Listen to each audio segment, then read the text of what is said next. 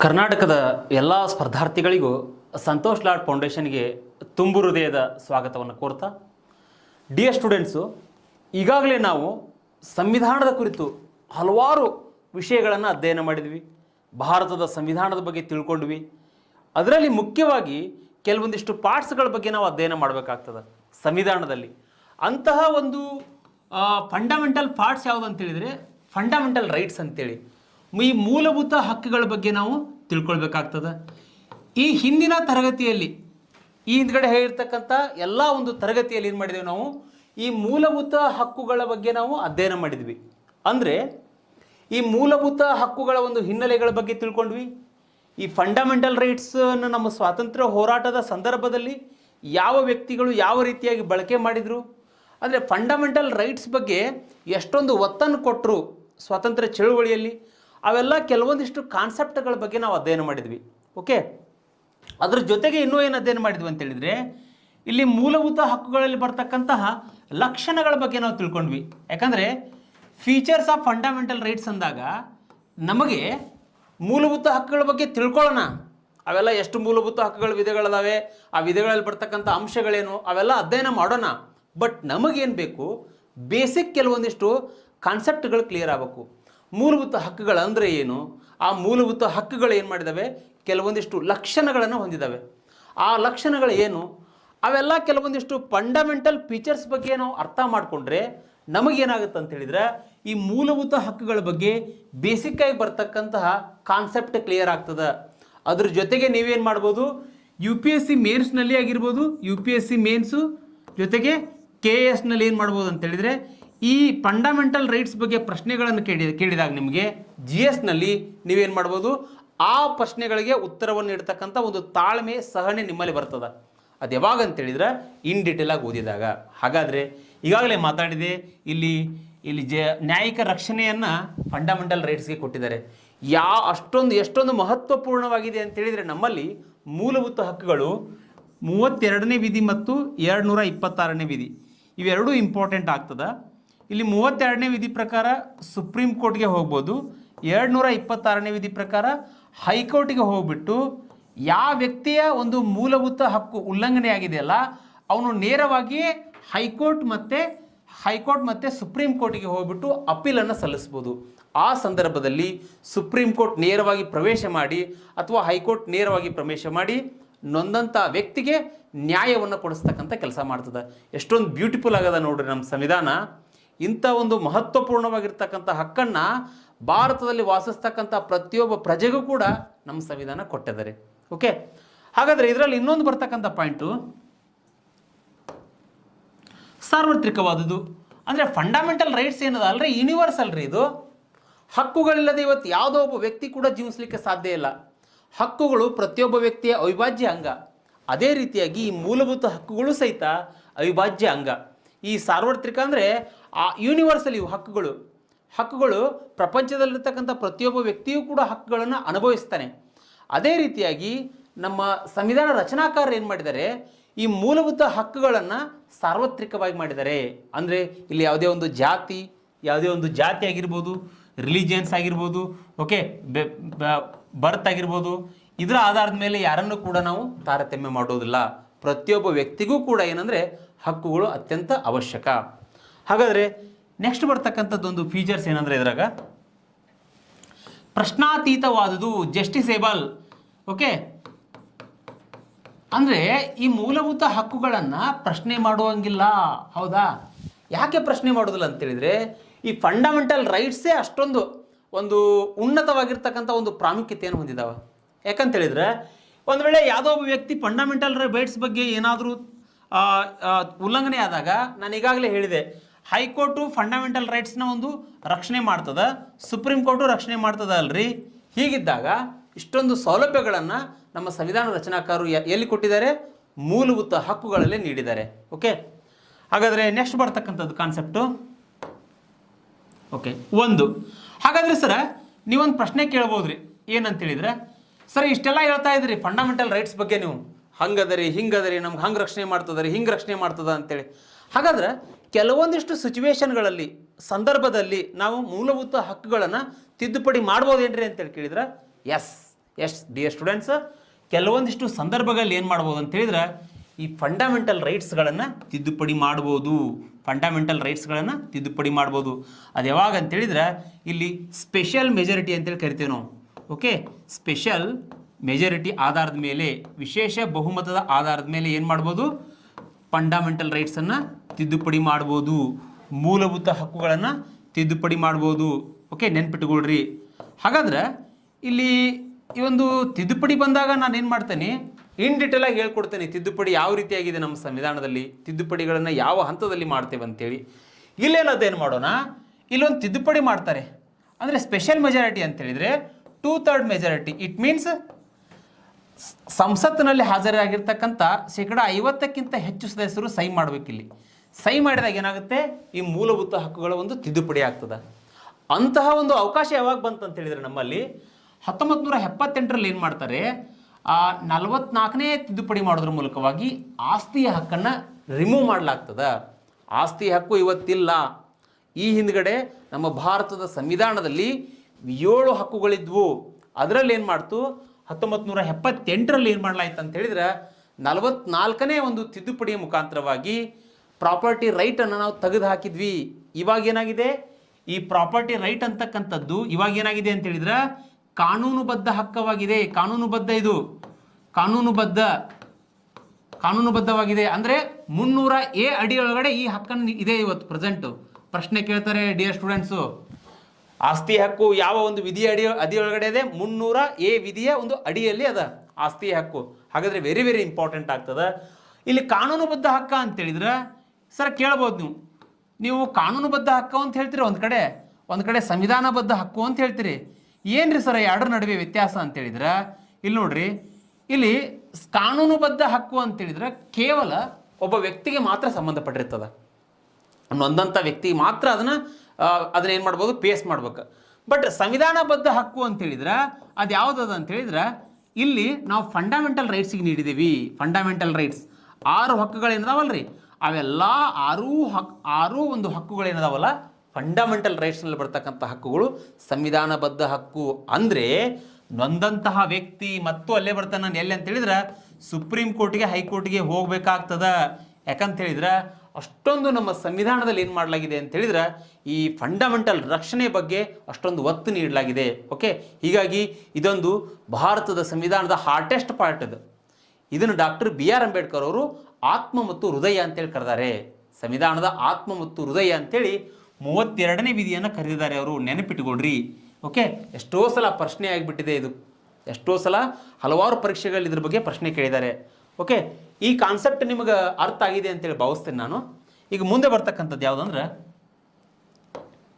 Okay ಇಲ್ಲಿ ನೋಡ್ರಿ, ನಾನು ಫಂಡಮೆಂಟಲ್ ರೈಟ್ಸ್ ಬಗ್ಗೆ ಹೇಳೋದಕ್ಕಿಂತ ಮುಂಚೆ ಅಂದರೆ ನಮ್ಮಲ್ಲಿ ಪಾರ್ಟ್ 3 ಓಕೆ 12ರಿಂದ ಏನಂತೇಳಿದ್ರೆ 35ರವರೆಗಿನ ವಿಧಿಗಳು ಮೂಲಭೂತ ಹಕ್ಕುಗಳ ಬಗ್ಗೆ ಚರ್ಚೆ ಮಾಡ್ತೀವಿ ನಾವು. ಏನು ಮಾಡ್ತೀವಿ, ಫಂಡಮೆಂಟಲ್ ರೈಟ್ಸ್ ಬಗ್ಗೆ ನಾವು ಅಧ್ಯಯನ ಮಾಡ್ತೇವೆ. ಹಾಗಾದ್ರೆ ಸರ್ ಇಲ್ಲಿ 14ನೇ ನಂತರ ನೀವು ಹೇಳ್ಬೋದಲ್ರಿ ಫಂಡಮೆಂಟಲ್ ರೈಟ್ಸ್ ಅಂತ ಕೇಳಿದ್ರೆ 14ನೇ ನಂತರ ಸಮಾನತೆ ಹಕ್ಕು, ಸ್ವಾತಂತ್ರ್ಯದ ಹಕ್ಕು, 6 ವಿಧಿಗಳ ಬಗ್ಗೆ ನಿಮ್ಗೆ ಹೇಳ್ಕೊಡ್ತೇನೆ ನಾನು. ಅದ್ರ ಬಗ್ಗೆ ಕಾಳಜಿ ಮಾಡಬೇಡ್ರಿ. ಖರೆ ಇಲ್ಲಿ ಏನಾಗುತ್ತಾ, ಎಷ್ಟೋ ನಾನು ನೋಡಿದ್ದೀನಿ ಬುಕ್ಸ್ಗಳಲ್ಲಿ 12ನೇ ವಿಧಿ ಬಗ್ಗೆ ಅಷ್ಟೊಂದು ಇನ್ಫಾರ್ಮೇಷನ್ ಕೊಟ್ಟಿಲ್ಲ. ಅದು ಯಾಕೋ ಗೊತ್ತಿಲ್ಲ, ಅದನ್ನು ಹಾಕಿಲ್ಲ ಮಾಹಿತಿ. ಓಕೆ, ಹೀಗಾಗಿ ವಿಧಿ 12 ಮತ್ತು 13ರ ಬಗ್ಗೆ ನಾನು ಹೇಳ್ಕೊಡ್ತೇನೆ ನಿಮಗೆ. ಆಮೇಲೆ ಏನು ಮಾಡೋಣ, ಫಂಡಮೆಂಟಲ್ ರೈಟ್ಸ್ನಲ್ಲಿ ಬರ್ತಕ್ಕಂತಹ ಎಲ್ಲ ಹಕ್ಕುಗಳ ಬಗ್ಗೆ ನಾವೇನು ಮಾಡೋಣ, ವಿಸ್ತೃತವಾಗಿ ಇನ್ ಡೀಟೇಲ್ ಆಗಿ ಚರ್ಚೆ ಮಾಡ್ತಾ ಹೋಗೋಣ. ಫಸ್ಟ್ ಒಂದು ಏನಂತ ಹೇಳಿದ್ರೆ 12ನೇ ವಿಧಿ ಅಂತೇಳಿದರೆ ಇಲ್ಲಿ ಏನಾಗುತ್ತೆ ರೀ, ಇಲ್ಲಿ ಸ್ಟೇಟ್ ಗೌರ್ಮೆಂಟ್ ಆಗಿರ್ಬೋದು, ಸೆಂಟ್ರಲ್ ಗೌರ್ಮೆಂಟ್ ಆಗಿರ್ಬೋದು, ಪಾರ್ಲಿಮೆಂಟ್ ಆಗಿರ್ಬೋದು, state government, central government, parliament, ಜೊತೆಗೆ ಈ ಪಾರ್ಲಿಮೆಂಟಿನ ಅಧೀನದಲ್ಲಿ ಬರ್ತಕ್ಕಂಥ ಯಾವುದೋ ಒಬ್ಬ ವ್ಯಕ್ತಿ ಆಗಿರ್ಬೋದು, ಪಾರ್ಲಿಮೆಂಟಿನ ಅಧೀನದಲ್ಲಿ ಬರ್ತಕ್ಕಂಥ ವ್ಯಕ್ತಿಗಳಾಗಿರ್ಬೋದು, ಅವ್ರು ಏನಂತ ಹೇಳಿದ್ರೆ ಪ್ರತ್ಯಕ್ಷವಾಗಿ ಓಕೆ ಪ್ರತ್ಯಕ್ಷವಾಗಿ ಮತ್ತು ಪರೋಕ್ಷವಾಗಿ ರಾಜ್ಯದ ಅಧೀನದಲ್ಲಿ ಬರ್ತಾರೆ. ನೆನ್ಪಿಟ್ಕೊಳ್ರಿ, ಪ್ರತ್ಯಕ್ಷವಾಗಿ ಪರೋಕ್ಷವಾಗಿ ರಾಜ್ಯದ ಅಧೀನದಲ್ಲಿ ಬರ್ತಾರೆ. ಅಂತಹದನ್ನು ನಾವೇನಂತ ಕರಿತೀವಿ, ರಾಜ್ಯ ಅಂತೇಳಿ ಕರಿತೀವಿ. ಹಾಗಾದರೆ ವಿಧಿ 12 ಏನನ್ನು ಉಲ್ಲೇಖಿಸ್ತದ, ರಾಜ್ಯವನ್ನು ಅಥವಾ ರಾಷ್ಟ್ರವನ್ನು ಉಲ್ಲೇಖಿಸುತ್ತದೆ. ವಿಧಿ 12 ರಾಜ್ಯ ಅಥವಾ ರಾಷ್ಟ್ರವನ್ನು ಉಲ್ಲೇಖಿಸ್ತದ. ಆ ಮೂಲಕವಾಗಿ ಇಲ್ಲಿ ಒಂದು ಸ್ಟೇಟ್ ಗೌರ್ಮೆಂಟ್ ಆಗಿರ್ಬೋದು, ವಿಧಾನ ಮಂಡಲ ಆಗಿರ್ಬೋದು, ಜೊತೆಗೆ ಪಾರ್ಲಿಮೆಂಟ್ ಸಂಸತ್ತು ಆಗಿರ್ಬೋದು, ಪಾರ್ಲಿಮೆಂಟಿನ ಅಂಡರ್ದಲ್ಲಿ ಬರ್ತಕ್ಕಂಥ ವ್ಯಕ್ತಿಗಳಾಗಿರ್ಬೋದು. ಓಕೆ, ಆ ಎಲ್ಲ ವ್ಯಕ್ತಿಗಳು ಪ್ರತ್ಯಕ್ಷವಾಗಿ ಆಗಿರ್ಬೋದು, ಪರೋಕ್ಷವಾಗಿ ಆಗಿರ್ಬೋದು, ಏನಂತ ಹೇಳಿದ್ರೆ ನಮ್ಮ ರಾಜ್ಯದ ಅಂಡರ್ದಲ್ಲಿ ಬರ್ತಾರೆ. ಆ ಉದ್ದೇಶಕ್ಕೋಸ್ಕರ ಅದನ್ನು ನಾವು ರಾಜ್ಯ ಅಥವಾ ರಾಷ್ಟ್ರ ಅಂತೇಳಿ ವ್ಯಾಖ್ಯಾನಿಸ್ತದೆ. ಓಕೆ, ಈ ಕಾನ್ಸೆಪ್ಟ್ ನಿಮಗೆ ಕ್ಲಿಯರ್ ಆಯ್ತು ಅಂತೇಳಿ ಭಾವಿಸ್ತೇನೆ. ಇಷ್ಟ ತಿಳ್ಕೊಳ್ರಿ ಇದರಲ್ಲಿ, ಇಷ್ಟು ತಿಳ್ಕೊಂಡ್ರೆ ಇದು ಇಂಪಾರ್ಟೆಂಟ್. ಓಕೆ, ಇನ್ನು ವಿಧಿ ಇನ್ನೊಂದು ಯಾವುದು ಅಂತ ಹೇಳಿದ್ರೆ ವೆರಿ ಇಂಪಾರ್ಟೆಂಟು, 13ನೇ ವಿಧಿ. ಈ 13ನೇ ವಿಧಿ ಬಗ್ಗೆ ನನ್ಗೆ ಅನಿಸಿಕೆ ಪ್ರಕಾರ ಏನಂತ ಹೇಳಿದ್ರೆ ಲಾಸ್ಟ್ ಸ್ಟೂಡೆಂಟ್ಸ್ ಇದ್ರ ಬಗ್ಗೆ ತುಂಬ ಅರ್ಥ ಮಾಡ್ಕೊಂಡಿರ್ತಾರೆ. ಓಕೆ, ಯಾಕಂತ ಹೇಳಿದ್ರೆ ಇದನ್ನು ನಾವು ಇನ್ನೊಂದು ಅರ್ಥದಲ್ಲಿ ಕರಿತೀವಿ ಡಾಕ್ಟ್ರಿನ್ ಆಫ್ ಎಕ್ಲಿಪ್ಸ್ ಅಂತೇಳಿ. Okay, doctrine of Eclipse, doctrine of Eclipse. ಇದನ್ನ ಇಂಗ್ಲೀಷ್ನಲ್ಲಿ ಏನು ಕರಿತೀವಿ ನಾವು? Doctrine of Eclipse. ಅಂದರೆ ಇದನ್ನು ನಾವು ಗ್ರಹಣ ಸಿದ್ಧಾಂತ ಅಂತೇಳಿ ಕನ್ನಡದಲ್ಲಿ ಕರಿತೀವ್ರಿ. ಏನಂತ ಕರಿತೀವಿ? ಗ್ರಹಣ ಸಿದ್ಧಾಂತ ಅಂತೇಳಿ ಕರಿತೀವಿ. ಹಾಗಾದ್ರೆ ಏನು ಸರ ಗ್ರಹಣ ಸಿದ್ಧಾಂತ ಅಂತಂದ್ರೆ ಇಲ್ಲಿ ನೋಡ್ರಿ, ಇಲ್ಲೊಂದು 1773ರಿಂದ ಹಿಡ್ಕೊಂಡು 1947ರವರೆಗೂ ತಂದಿರತಕ್ಕಂತಹ ಬ್ರಿಟಿಷರು ಜಾರಿಗೆ ತಂದಿರತಕ್ಕಂಥ ಎಲ್ಲ ಕಾಯ್ದೆಗಳು ಇನ್ನು ಮುಂದೆಯೂ ಮುಂದುವರಿತವೆ. ಈ ಕಾಯ್ದೆಗಳಲ್ಲಿ ಬರ್ತಕ್ಕಂತಹ ಯಾವುದೇ ಒಂದು ಭಾಗ ಆಗಿರ್ಬೋದು, ಯಾವುದೇ ಒಂದು ಪ್ಯಾರಾ ಆಗಿರ್ಬೋದು, ಅದನ್ನು ಉಲ್ಲಂಘನೆ ಮಾಡುವಂತಿಲ್ಲ. ಜೊತೆಗೆ ರಾಜ್ಯ ಸರ್ಕಾರ ಆಗಿರ್ಬೋದು, ಓಕೆ, ಇಲ್ಲಿ ಕೇಂದ್ರ ಸರ್ಕಾರ ಆಗಿರ್ಬೋದು,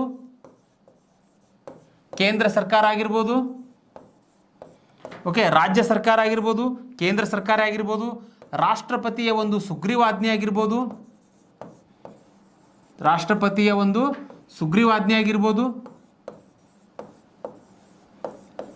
ಇವ್ಯಾವು ಸಹಿತ ಸುಗ್ರೀವಾಜ್ಞೆ ಆಗಿರ್ಬೋದು ಅಥವಾ ಒಂದು ಯಾವುದೋ ಒಂದು ಉಪಕಾನೂನು ಉಪವಿಧಿಗಳಾಗಿರ್ಬೋದು, ಅವು ಯಾವುವೂ ಸಹಿತ ಏನಂತೇಳಿದ್ರೆ ಇಲ್ಲಿ ಫಂಡಮೆಂಟಲ್ ರೈಟ್ಸನ್ನು ಉಲ್ಲಂಘನೆ ಮಾಡ್ತಕ್ಕಂತಹ ಕಾನೂನುಗಳಾಗಬಾರ್ದು. ಅದನ್ನೇ ನಾವು ಡಾಕ್ಟ್ರಿನ್ ಆಫ್ ಎಕ್ಲಿಪ್ಸ್ ಅಂತೇಳಿ ಕರಿತೀವಿ. ಒಂದು ವೇಳೆ ಉಲ್ಲಂಘನೆ ಆದರೆ ನಲ್ ಆ್ಯಂಡ್ ವೈಲ್ಡ್ ಆಗುತ್ತೆ. ಅಂದರೆ ಅದನ್ನು ನಾವು ಅಸಿಂಧು ಅಂತೇಳಿ ಕರಿತೀವಿ. ಆ ಉದ್ದೇಶಕ್ಕೋಸ್ಕರ ಇಲ್ಲಿ ಏನಾಗುತ್ತೆ, ಡಾಕ್ಟ್ರಿನ್ ಆಫ್ ಎಕ್ಲಿಪ್ಸ್ ಅಂತ ಹೇಳಿದರೆ ಇಲ್ಲಿ ರಾಜ್ಯ ಸರ್ಕಾರ ಆಗಿರ್ಬೋದು, ಕೇಂದ್ರ ಸರ್ಕಾರ ಆಗಿರ್ಬೋದು, ರಾಷ್ಟ್ರಪತಿಯಿಂದ ಹೊಡೆಸ್ತಕ್ಕಂಥ ಒಂದು ಸುಗ್ರೀವಾಜ್ಞೆಗಳಾಗಿರ್ಬೋದು, ಅವು ಯಾವುವೂ ಸಹಿತ ಮೂಲಭೂತ ಹಕ್ಕುಗಳನ್ನು ಉಲ್ಲಂಘನೆ ಮಾಡಬಾರ್ದು. ಮಾಡಿದರೆ ಅದು ಅಸಿಂಧು ಆಗ್ತದೆ ಅಂತೇಳಿ ಇಲ್ಲಿ 13ನೇ ವಿಧಿ ಎಕ್ಸ್ಪ್ಲನೇಷನ್ ಕೊಡ್ತಿದ್ದಾರೆ. ಹಾಗಾದರೆ ಇದು ಕೂಡ ನಿಮಗೆ ಕಾನ್ಸೆಪ್ಟ್ ಕ್ಲಿಯರಿಟಿ ಆಗಿದೆ ಅಂತೇಳಿ ನಾನು ಭಾವಿಸ್ತೇನೆ. ಇವಾಗ ನೆಕ್ಸ್ಟ್ ಬಂದ್ಬಿಟ್ಟು ಓಕೆ, ಇಲ್ಲಿ ಬಂತು ನೋಡ್ರಿ. ಇವಾಗ ನಾನೇನು ಹೇಳಿದ್ದೇನೆ ಹೇಳ್ಕೊಟ್ಟೆ ನಿಮಗೆ. ವಿಧಿ 12 ಮತ್ತು 13 ಇವೆರಡರ ವಿಧಿಗಳ ಬಗ್ಗೆ ಚರ್ಚೆ ಮಾಡಿದ್ವಿ ನಾವು. ಯಾಕೆ ಹೇಳ್ರಿ? ಫಂಡಮೆಂಟಲ್ ರೈಟ್ ಸ್ಟಾರ್ಟ್ ಆಗೋದು ಎಲ್ಲಿಂದ ಹೇಳ್ರಿ? 12ರಿಂದ ಹಿಡ್ಕೊಂಡು 35 ಅಂತೇಳಿ ನಾವು ಹೇಳ್ತೇವೆ. ಓಕೆ, ಅದ್ರಾಗ ಇವೆರಡು ವಿಧಿಗಳ ಬಗ್ಗೆ ಚರ್ಚೆ ಮಾಡಿದ್ವಿ ನಾವು. ಇವೆರಡು ವಿಧಿಗಳ ಬಗ್ಗೆ ಚರ್ಚೆ ಮಾಡಿದ ನಂತರ ಇಲ್ಲಿ ಮೂಲಭೂತ ಹಕ್ಕುಗಳ ಬಗ್ಗೆ ತಿಳ್ಕೊಂಡ್ಬಿಡೋಣ್ರಿ ನಾವು. ಅಂದರೆ ಮೂಲಭೂತ ಹಕ್ಕುಗಳು ಎಷ್ಟೆಷ್ಟು ಅದಾವ್ರಿ ನಮ್ಮಲ್ಲಿ, ಮೂಲಭೂತ ಹಕ್ಕುಗಳ ವಿಧಗಳು ಏನಂತ ಹೇಳಿದ್ರೆ ಅದ್ರ ಬಗ್ಗೆ ತಿಳ್ಕೊಂಡು ಆಮೇಲೆ ಒಂದೊಂದು ಫಂಡಮೆಂಟಲ್ ರೈಟ್ಸ್ಗೆ ಸಂಬಂಧಪಟ್ಟಂತೆ ನಾವೇನು ಮಾಡೋಣ, ಇನ್ ಡೀಟೇಲ್ ಆಗಿ ಅಧ್ಯಯನ ಮಾಡ್ತಾ ಹೋಗೋಣ. ಫಸ್ಟ್ ಆಫ್ ಆಲ್ ಯಾವುದು ಅಂತ ಹೇಳಿದ್ರೆ ಒಂದನೇದು ನಾವು ಸಮಾನತೆ ಹಕ್ಕು ಅಂತ ಹೇಳ್ತೇವೆ ರೀ. ಇಂಗ್ಲೀಷ್ನಲ್ಲಿ ರೈಟ್ ಟು ಈಕ್ವಾಲಿಟಿ ಅಂತ ಹೇಳ್ತೇವೆ. ಒಂದನೇದು ಸಮಾನತೆ ಹಕ್ಕು. ಹಾಗಾದರೆ ಈ ಸಮಾನತೆ ಹಕ್ಕು ಅಂತಕ್ಕಂಥದ್ದು ನಮ್ಮ ಸಂವಿಧಾನದ 14ರಿಂದ 18ರವರೆಗಿನ ವಿಧಿಗಳು ಏನು ಮಾಡ್ತವೆ? ಸಮಾನತೆ ಹಕ್ಕಿನ ಬಗ್ಗೆ ನಮಗೆ ತಿಳಿಸ್ಕೊಡ್ತವೆ. 14ರಿಂದ 18 ವಿಧಿಗಳು ಸಮಾನತೆ ಹಕ್ಕಿನ ಬಗ್ಗೆ ತಿಳಿಸ್ಕೊಡ್ತವೆ. ಎರಡನೇದು ಬಂದ್ಬಿಟ್ಟು ಸ್ವಾತಂತ್ರ್ಯದ ಹಕ್ಕು ರೀ. ಸ್ವಾತಂತ್ರ್ಯದ ಹಕ್ಕು ಇದನ್ನು ನಾವು ರೈಟ್ ಟು ಲಿಬರ್ಟಿ ಅಂತೇಳಿ ಕರಿತೇವೆ. ರೈಟ್ ಟು ಲಿಬರ್ಟಿ ಅಂದರೆ ಸ್ವಾತಂತ್ರ್ಯದ ಹಕ್ಕು. ಇದು 19ರಿಂದ 22ರವರೆಗಿನ ವಿಧಿಗಳು ಏನು ಮಾಡ್ತಾವೆ? ನಮ್ಗೆ ಸ್ವಾತಂತ್ರ್ಯದ ಹಕ್ಕಿನ ಬಗ್ಗೆ ತಿಳಿಸ್ಕೊಡ್ತವೆ, ನೆನಪಿಟ್ಟುಕೊಡ್ರಿ. ಇನ್ನು ಮೂರನೇದು ಬಂದ್ಬಿಟ್ಟು ಶೋಷಣೆ ವಿರುದ್ಧ ಹಕ್ಕು ಅಂದರೆ ರೈಟ್ ಟು ಅಗೇನ್ಸ್ಟ್ ಎಕ್ಸ್ಪ್ಲಾಯ್ಟೇಷನ್. ಅಂದರೆ ಏನಿದು? ಈ ಶೋಷಣೆ ವಿರುದ್ಧ ಹಕ್ಕಿನಲ್ಲಿ ಬರ್ತಕ್ಕಂಥ ವಿಧಿಗಳು ಯಾವುದು? 23ರಿಂದ 24ರ ವಿಧಿಗಳು ಏನಂದ್ರೆ ಶೋಷಣೆ ವಿರುದ್ಧ ಹಕ್ಕಿನ ಬಗ್ಗೆ ನಮಗೆ ತಿಳಿಸ್ಕೊಡ್ತವೆ. ಇನ್ನು ನೆಕ್ಸ್ಟ್ ಬಂದ್ಬಿಟ್ಟು ನಾಲ್ಕನೇದೊಂದು ಫಂಡಮೆಂಟಲ್ ರೈಟ್ಸ್ ಯಾವುದು ಅಂತ ಹೇಳಿದ್ರೆ ಧಾರ್ಮಿಕ ಸ್ವಾತಂತ್ರ್ಯದ ಹಕ್ಕು. ಹೌದಾ? Right to religious freedom. ಅದೇನು 25ರಿಂದ ಹಿಡ್ಕೊಂಡು 28ರವರೆಗಿನ ವಿಧಿಗಳು ರೈಟ್ ಟು ರಿಲಿಜಿಯಸ್ ಬಗ್ಗೆ ನಮಗೆ ತಿಳಿಸ್ಕೊಡ್ತವೆ. ಇನ್ನು ಇನ್ನೊಂದು ಐದನೇದು ಸಾಂಸ್ಕೃತಿಕ ಮತ್ತು ಶೈಕ್ಷಣಿಕ ಹಕ್ಕು. ಇದು ಎಷ್ಟರ ಇದು 29ರಿಂದ ಹಿಡ್ಕೊಂಡು 30ರವರೆಗಿನ ವಿಧಿಗಳೇನು ನಮ್ಮಲ್ಲಿ ಕಲ್ಚರಲ್ ಆ್ಯಂಡ್ ಎಜುಕೇಷನ್ ರೈಟ್ಸ್ ಬಗ್ಗೆ ಮಾತಾಡ್ತವೆ, ತಿಳಿಸ್ಕೊಡ್ತಾವೆ ನಮಗೆ. ಇನ್ನು 6ನೇದು ಏನಂದ್ರೆ ಸಂವಿಧಾನಾತ್ಮಕ ಪರಿಹಾರದ ಹಕ್ಕು, right to constitutional remedies. Right to constitutional remedies ಬಗ್ಗೆ ಹೇಳ್ಕೊಡ್ತವೆ ಸರ್. ಮತ್ತು 7ನೇದು ಎಲ್ಲ ಓದ್ತೀರಿ ಅಂತ ಹೇಳಿದ್ರೆ ಇಲ್ಲೇನಾಗುತ್ತೆ, ಆಸ್ತಿಯ ಹಕ್ಕು ಅಂತೇಳಿ ಬರ್ತದ್ರಲ್ಲಿ. ಆಸ್ತಿಯ ಹಕ್ಕು, ಆಸ್ತಿಯ ಹಕ್ಕು 7 ಹಕ್ಕುಗಳಿದ್ವಲ್ಲ, ಅದರಲ್ಲಿ ಏನು ಮಾಡ್ತಾರೆ, ಆಸ್ತಿಯ ಹಕ್ಕನ್ನು ರಿಮೂವ್ ಮಾಡ್ತಾರೆ.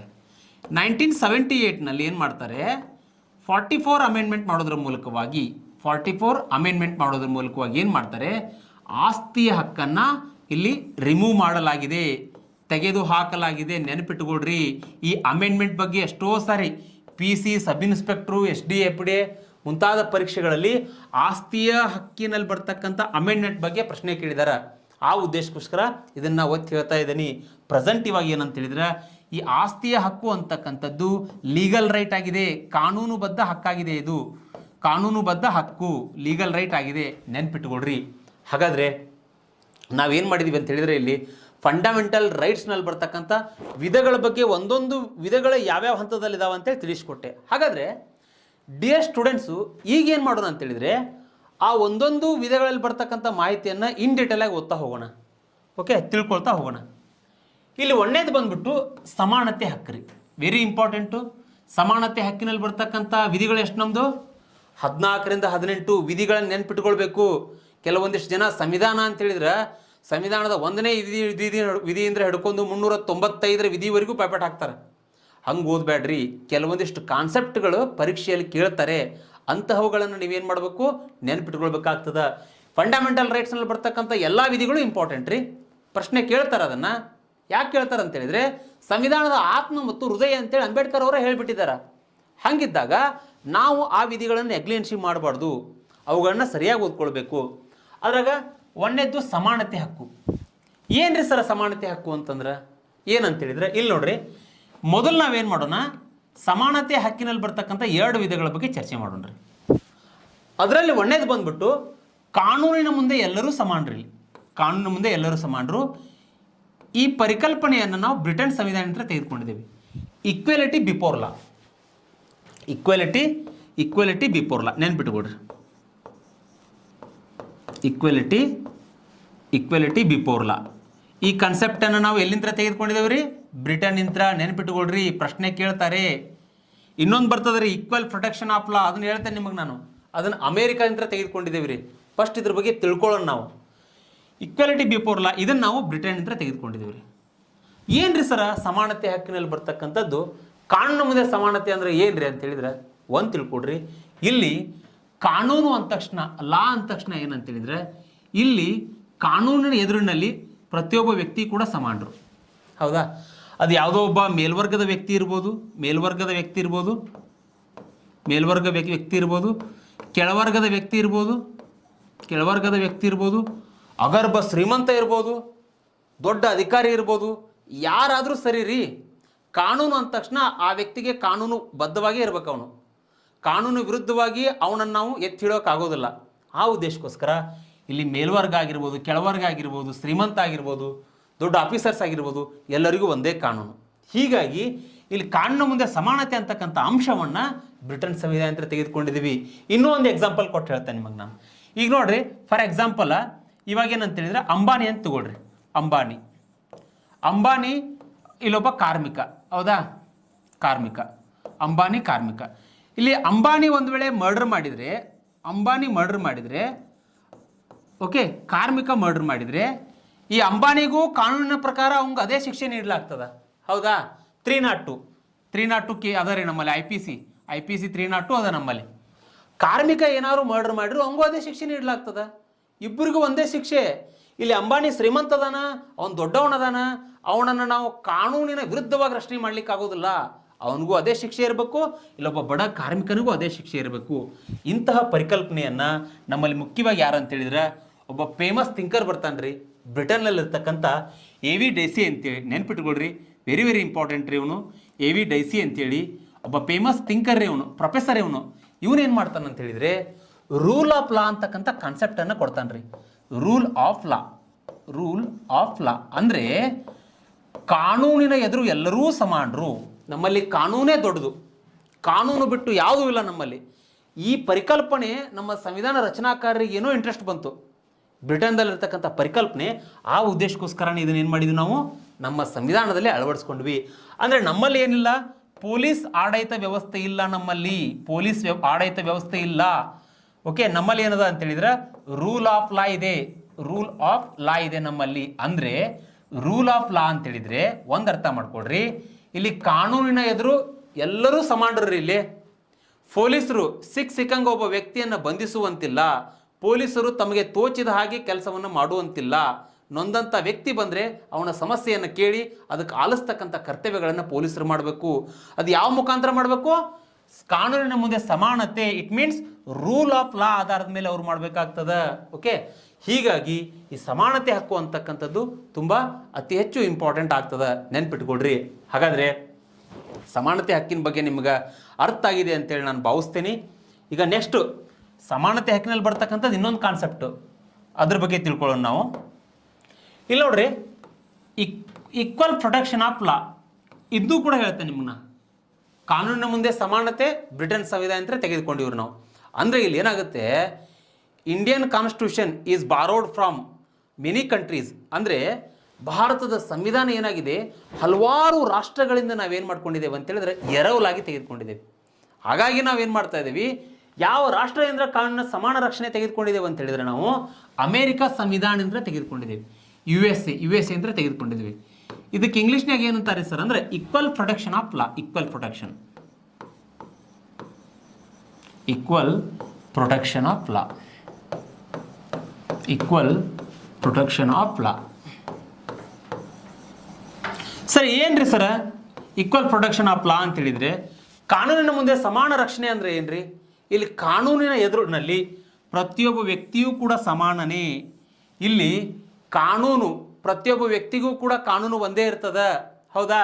ಇಲ್ಲಿ ಯಾರನ್ನು ಕೂಡ ಡಿಸ್ಕ್ರಿಮಿನೇಷನ್ ಮಾಡ್ಲಿಕ್ಕಾಗೋದಿಲ್ಲ, ಯಾರನ್ನು ಕೂಡ ತಾರತಮ್ಯ ಮಾಡ್ಲಿಕ್ಕಾಗೋದಿಲ್ಲ. ಫಾರ್ ಎಕ್ಸಾಂಪಲ್ ಇಲ್ಲಿ ಉದಾಹರಣೆ ಕೊಟ್ಟು ಹೇಳ್ತೇನೆ ನಿಮಗೆ ನಾನು.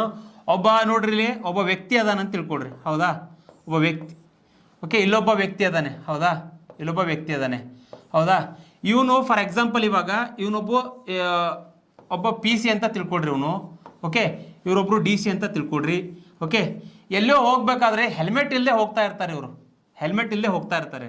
ಆಗಿನ ಸಂದರ್ಭದಲ್ಲಿ ಕಾನೂನಿನ ಪ್ರಕಾರ ಹೆಲ್ಮೆಟನ್ನು ಧರಿಸಲಿಲ್ಲ ಅಂತ ಹೇಳಿದ್ರು ಈ ವ್ಯಕ್ತಿಗೂ ಅದೇ ಶಿಕ್ಷೆಯನ್ನು ಕೊಡಬೇಕು. ಬೈಕ್ ಮೇಲೆ ಇದ್ದಾಗ ಇಲ್ಲಿ ಪಿ ಸಿ ಅಂತಕ್ಕಂಥ ವ್ಯಕ್ತಿ, ಪೊಲೀಸ್ ಕಾನ್ಸ್ಟೇಬಲ್, ಅವನು ಒಂದು ವೇಳೆ ಹೆಲ್ಮೆಟನ್ನು ಧರಿಸಲಿಲ್ಲ ಅಂತ ಹೇಳಿದ್ರೆ ಅವನಿಗೂ ಶಿಕ್ಷೆ ನೀಡಬೇಕು. ಜೊತೆಗೆ ಒಬ್ಬ ಸಾಮಾನ್ಯ ಪ್ರಜೆ ಇವನು ಹೆಲ್ಮೆಟ್ ಧರಿಸಲಿಲ್ಲ ಅಂತ ಹೇಳಿದ್ರೆ ಅವನಿಗೂ ಕೂಡ ಏನು ಮಾಡ್ಬೇಕು, ನಾವು ಶಿಕ್ಷೆಯನ್ನು ನೀಡಬೇಕಾಗ್ತದ. ಅಂದರೆ ಇದನ್ನು ಯಾಕೆ ಎಕ್ಸಾಂಪಲ್ ಕೊಟ್ಟೆ ಅಂತ ಹೇಳಿದ್ರೆ, ಕಾನೂನಿನ ಸಮಾನ ರಕ್ಷಣೆ ನಮ್ಮಲ್ಲಿ ಕಾನೂನದ, ನಮ್ಮಲ್ಲಿ ಏನದ ಈಕ್ವಲ್ ಪ್ರೊಟೆಕ್ಷನ್ ಆಫ್ ಲಾ. ಅಂದರೆ ಕಾನೂನಿನ ಅಡಿಯಲ್ಲಿ ಯಾವುದೋ ಒಬ್ಬ ವ್ಯಕ್ತಿಯೂ ಸಹಿತ ತಪ್ಪು ಮಾಡಿದರೆ ತಪ್ಪೇ ಅದು, ಅದನ್ನು ರಕ್ಷಣೆ ಮಾಡ್ತಕ್ಕಂಥ ಅವಶ್ಯಕತೆ ಇಲ್ಲ. ಒಂದು ವೇಳೆ ರಕ್ಷಣೆ ಮಾಡಿದರೆ ಅಫೆನ್ಸ್ ಆಗ್ತದ. ಈ ರೀತಿಯಾಗಿರ್ತಕ್ಕಂಥ ಒಂದು ಬ್ಯೂಟಿಫುಲ್ ಆಗಿರ್ತಕ್ಕಂಥ ಒಂದು ಸಿಸ್ಟಮನ್ನು ನಾವೆಲ್ಲಿ ಕಾಣ್ತೇವೆ? ಅಮೇರಿಕಾ ಕಾನ್ಸ್ಟಿಟ್ಯೂಷನಲ್ಲಿ ಕಾಣ್ತೇವೆ, ಅಮೇರಿಕಾ ಕಾನ್ಸ್ಟಿಟ್ಯೂಷನಲ್ಲಿ ಕಾಣ್ತೇವೆ. ಇವಾಗ ನೆಕ್ಸ್ಟ್ ಬರ್ತಕ್ಕಂಥ ಕಾನ್ಸೆಪ್ಟು, ಹಾಗಾದರೆ ಸರ್ ನೀವು ಕಾನೂನಿನ ಸಮಾನ ರಕ್ಷಣೆ, ಕಾನೂನಿನ ಸಮಾನ ಸಂರಕ್ಷಣೆ ಬಗ್ಗೆ ಹೇಳ್ಕೊಟ್ರಿ ನಮಗೆ, ಹೌದಾ? ಹೇಳ್ಕೊಟ್ರಿ ಸರ್. ಅಂದ್ರೆ ನಮ್ಮಲ್ಲಿ ರೂಲ್ ಆಫ್ ಲಾ ಅದ ರೀ, ನಮ್ಮಲ್ಲಿ ಸಮಾನ ಸಂರಕ್ಷಣೆ ಮಾಡ್ಬೇಕು ನಾವು ಕಾನೂನನ್ನು, ಅದೆಲ್ಲ ತಿಳಿಸ್ಕೊಟ್ರಿ ಸರ್ ನೀವು. ಹಾಗಾದ್ರೆ ಇಲ್ಲಿ ನಮ್ಮ ಸಂವಿಧಾನ ರಚನಾಕಾರರು ಏನು ಮಾಡ್ತಾರೆ ಅಂತ ಹೇಳಿದ್ರೆ, ಇಲ್ಲಿ ಕೆಲವೊಂದಿಷ್ಟು ಎಕ್ಸೆಪ್ಷನ್ಸ್ಗಳನ್ನು ಕಾಣ್ತೀವ್ರಿ ನಾವು. ಎಕ್ಸೆಪ್ಷನ್ ಪಾರ್ಟ್ ಅಂತ ಹೇಳ್ತೇವೆ ಇದು ನಾವು. ಎಕ್ಸೆಪ್ಷನ್ ಪಾರ್ಟ್ ಎಲ್ಲಿ ಬರುತ್ತಾ? ಸಮಾನತೆ ಹಕ್ಕಿನ ಅಂಡರ್ನಲ್ಲೇ ಬರ್ತದೆ ರೀ, ಅದನ್ನು ಬಿಟ್ಟು ಬೇರೆ ಕಡೆ ಹೋಗೋದಿಲ್ಲ. ಓಕೆ, ಈ ಎಕ್ಸೆಪ್ಷನ್ ಪಾರ್ಟ್ನಲ್ಲಿ ಏನಾಗುತ್ತೆ ಅಂತ ಹೇಳಿದ್ರೆ, ಎಕ್ಸೆಪ್ಷನ್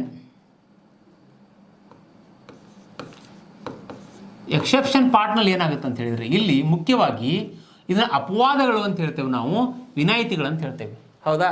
ಹಾಗಾದರೆ ಕಾನೂನಿನ ಎದುರಿನಲ್ಲಿ ನಾವು ಏನೆಲ್ಲ ಅಂಶಗಳನ್ನು ಕೊಟ್ಟಿದ್ದೇವೆ ಅಂತ ಹೇಳಿದ್ರೆ, ಒಂದೇದು ನೋಡ್ರಿಲಿ, ಓಕೆ, ನಮ್ಮಲ್ಲಿ ಅತ್ಯಂತ ಉನ್ನತವಾಗಿರ್ತಕ್ಕಂಥ ಹುದ್ದೆಗಳು ಯಾವ್ರಿ? ರಾಷ್ಟ್ರಪತಿ ಮತ್ತು ರಾಜ್ಯಪಾಲರು, ಹೌದಾ? ಅತ್ಯಂತ ಉನ್ನತವಾಗಿರ್ತಕ್ಕಂಥ ಹುದ್ದೆಗಳು ಯಾವ್ದ್ರಿ? ರಾಷ್ಟ್ರಪತಿ ಮತ್ತು ರಾಜ್ಯಪಾಲ. ಅಂದರೆ ಒಂದು ವೇಳೆ ಕಾನೂನಿನ ಅಡಿಯಲ್ಲಿ ರಾಷ್ಟ್ರಪತಿ ಏನಾದರೂ ತಪ್ಪು ಮಾಡಿದರೆ ಅವನನ್ನು ಯಾವುದೇ ರೀತಿಯಾಗಿ ಅರೆಸ್ಟ್ ಮಾಡುವಂಗಿಲ್ಲ. ಅರೆಸ್ಟ್ ಮಾಡುವಂಗಿಲ್ಲ. ಓಕೆ, ಅದೇ ರೀತಿಯಾಗಿ ರಾಜ್ಯಪಾಲರು ಸಹಿತ ತಪ್ಪು ಮಾಡಿದರೆ ಅವರನ್ನು ಕೂಡ ಅರೆಸ್ಟ್ ಮಾಡುವಂಗಿಲ್ಲ, ಅವರನ್ನು ಬಂಧನ ಮಾಡುವಂಗಿಲ್ಲ. ಓಕೆ, ಅದೇ ರೀತಿಯಾಗಿ ಇಲ್ಲಿ UNOದಲ್ಲಿ ಬರ್ತಕ್ಕಂತಹ, ವಿಶ್ವಸಂಸ್ಥೆಯಲ್ಲಿ ಬರ್ತಕ್ಕಂತಹ ರಾಯಭಾರಿಗಳಾಗಿರ್ಬೋದು ಇವರನ್ನು ಕೂಡ ನಾವೇನು ಮಾಡುವಂಗಿಲ್ಲ, ಬಂಧನವನ್ನು ಮಾಡುವಂಗಿಲ್ಲ, ಅರೆಸ್ಟ್ ಮಾಡುವಂಗಿಲ್ಲ. ಒಂದು ವೇಳೆ ಅಂತಹ ಒಂದು ಕ್ರಿಟಿಕಲ್ ಸಿಚುವೇಶನ್ ಬಂದರೆ, ಇಲ್ಲಿ ರಾಷ್ಟ್ರಪತಿಯನ್ನು ಬಂಧನ ಮಾಡ್ತಕ್ಕಂಥ ಸಿಚುವೇಶನ್ ಬಂದರೆ 40 ದಿನಗಳ ಮುಂಚಿತವಾಗಿ ಏನು ಮಾಡ್ಬೇಕು, ನೀವು ಅವ್ರಿಗೆ ಒಂದು ನೋಟಿಸನ್ನು ಕೊಡಬೇಕು. ನೋಟಿಸ್ ಕೊಟ್ಟು ಅವರ ಮೇಲೆ ಬಂಧನವನ್ನು ಮಾಡ್ಬೋದು. ಬಟ್ ಇದುವರೆಗೂ ಸಹಿತ ಯಾವುದೋ ಒಬ್ಬ ರಾಷ್ಟ್ರಪತಿ ಕಟಕಟಿಯ ಮೇಲೆ ನಿಂತ್ಕೊಂಡು ಬಂಧನವನ್ನು ಮಾಡಿರ್ತಕ್ಕಂಥ ಉದಾಹರಣೆಗಳು ಎಲ್ಲಿಯೂ ಇಲ್ಲ.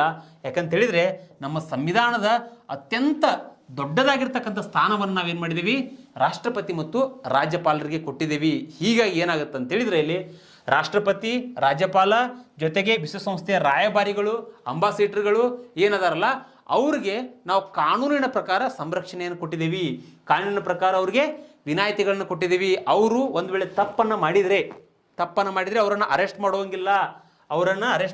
ಅರೆಸ್ಟ್ ಮಾಡುವಂಥ ಸಿಚುವೇಶನ್ ಬಂದರೆ 40 ದಿನಗಳ ಮುಖಾಂತರ ಅವ್ರಿಗೆ ನೋಟಿಸನ್ನು ಕೊಡಬೇಕಾಗ್ತದೆ ನಾವು. ಈ ರೀತಿಯಾಗಿರ್ತಕ್ಕಂಥ ಎಕ್ಸೆಪ್ಷನ್ ಪಾರ್ಟನ್ನು ನಾವು ಭಾರತದ ಸಂವಿಧಾನದಲ್ಲಿ ಸಂವಿಧಾನ ರಚನಾಕಾರರು ಹಾಕಿದ್ದಾರೆ. ನೆನಪಿಟ್ಟುಕೊಳ್ರಿ, ಅದು ಎಷ್ಟನೇ ವಿಧಿ, 361ನೇ ವಿಧಿ. ಇದು ವಿಧಿ ಇಂಪಾರ್ಟೆಂಟ್ ನೋಡ್ರಿ. ಇದು ಎಕ್ಸೆಪ್ಷನ್ ಪಾರ್ಟ್ನಲ್ಲಿ ಬರ್ತಕ್ಕಂಥದ್ದು. ಯಾವ ವಿಧಿಯ ಆಧಾರದ ಮೇಲೆ ರಾಷ್ಟ್ರಪತಿ ಮತ್ತು ರಾಜ್ಯಪಾಲರನ್ನು ಬಂಧನ ಮಾಡುವಂತಿಲ್ಲ, ಅರೆಸ್ಟ್ ಮಾಡುವಂತಿಲ್ಲ ಅಂತೇಳಿ ಪ್ರಶ್ನೆ ಕೇಳಿದಾಗ ವಿಧಿ 361ನೇ ವಿಧಿ. ನೆನಪಿಟ್ಟುಕೊಳ್ರಿ, ಇಂಪಾರ್ಟೆಂಟ್ ಆಗ್ತದ. ಓಕೆ, ಹಾಗಾದ್ರೆ ಸಮಾನತೆ ಹಕ್ಕಿನ ಬಗ್ಗೆ ನಿಮ್ಗೆ ಅರ್ಥ ಆಗಿದೆ ಅಂತೇಳಿ ಭಾವಿಸ್ತೇನೆ ನಾನು. ಇವಾಗ ನೆಕ್ಸ್ಟ್ ಬರ್ತಕ್ಕಂಥ ಕಾನ್ಸೆಪ್ಟು, ಓಕೆ, ಇನ್ನೊಂದು ಇಲ್ಲಿ ನೋಡ್ರಿ, ಯಾವುದೇ ಒಬ್ಬ ವ್ಯಕ್ತಿಯನ್ನು ಜಾತಿ, ಧರ್ಮ, ಜನಾಂಗದ ಆಧಾರದ ಮೇಲೆ, ಅಂದರೆ ವಿಧಿ 15 ಏನು ಹೇಳುತ್ತಂದ್ರೆ ನಮ್ಮಲ್ಲಿ ಆರ್ಟಿಕಲ್ 15 ಏನು ಹೇಳುತ್ತಂದ್ರೆ ಯಾವುದೇ ಒಬ್ಬ ವ್ಯಕ್ತಿಯನ್ನು ಕಾಸ್ಟ್ ಮೇಲ್ಗಡೆ, ರಿಲಿಜಿಯಸ್ ಮೇಲ್ಗಡೆ, ಕಾಸ್ಟ್ ಮೇಲ್ಗಡೆ ಆಗಿರ್ಬೋದು, ರಿಲಿಜಿಯಸ್ ಮೇಲ್ಗಡೆ ಆಗಿರ್ಬೋದು, ರೇಸ್ ಮೇಲ್ಗಡೆ ಆಗಿರ್ಬೋದು, ಅವನು ಬರ್ತಾ ಪ್ಲೇಸ್ ಹುಟ್ಟಿದ ಸ್ಥಳಗಳ ಮೇಲೆ ಆಗಿರ್ಬೋದು, ಹುಟ್ಟಿದ ಸ್ಥಳಗಳ ಮೇಲೆ ಆಗಿರ್ಬೋದು.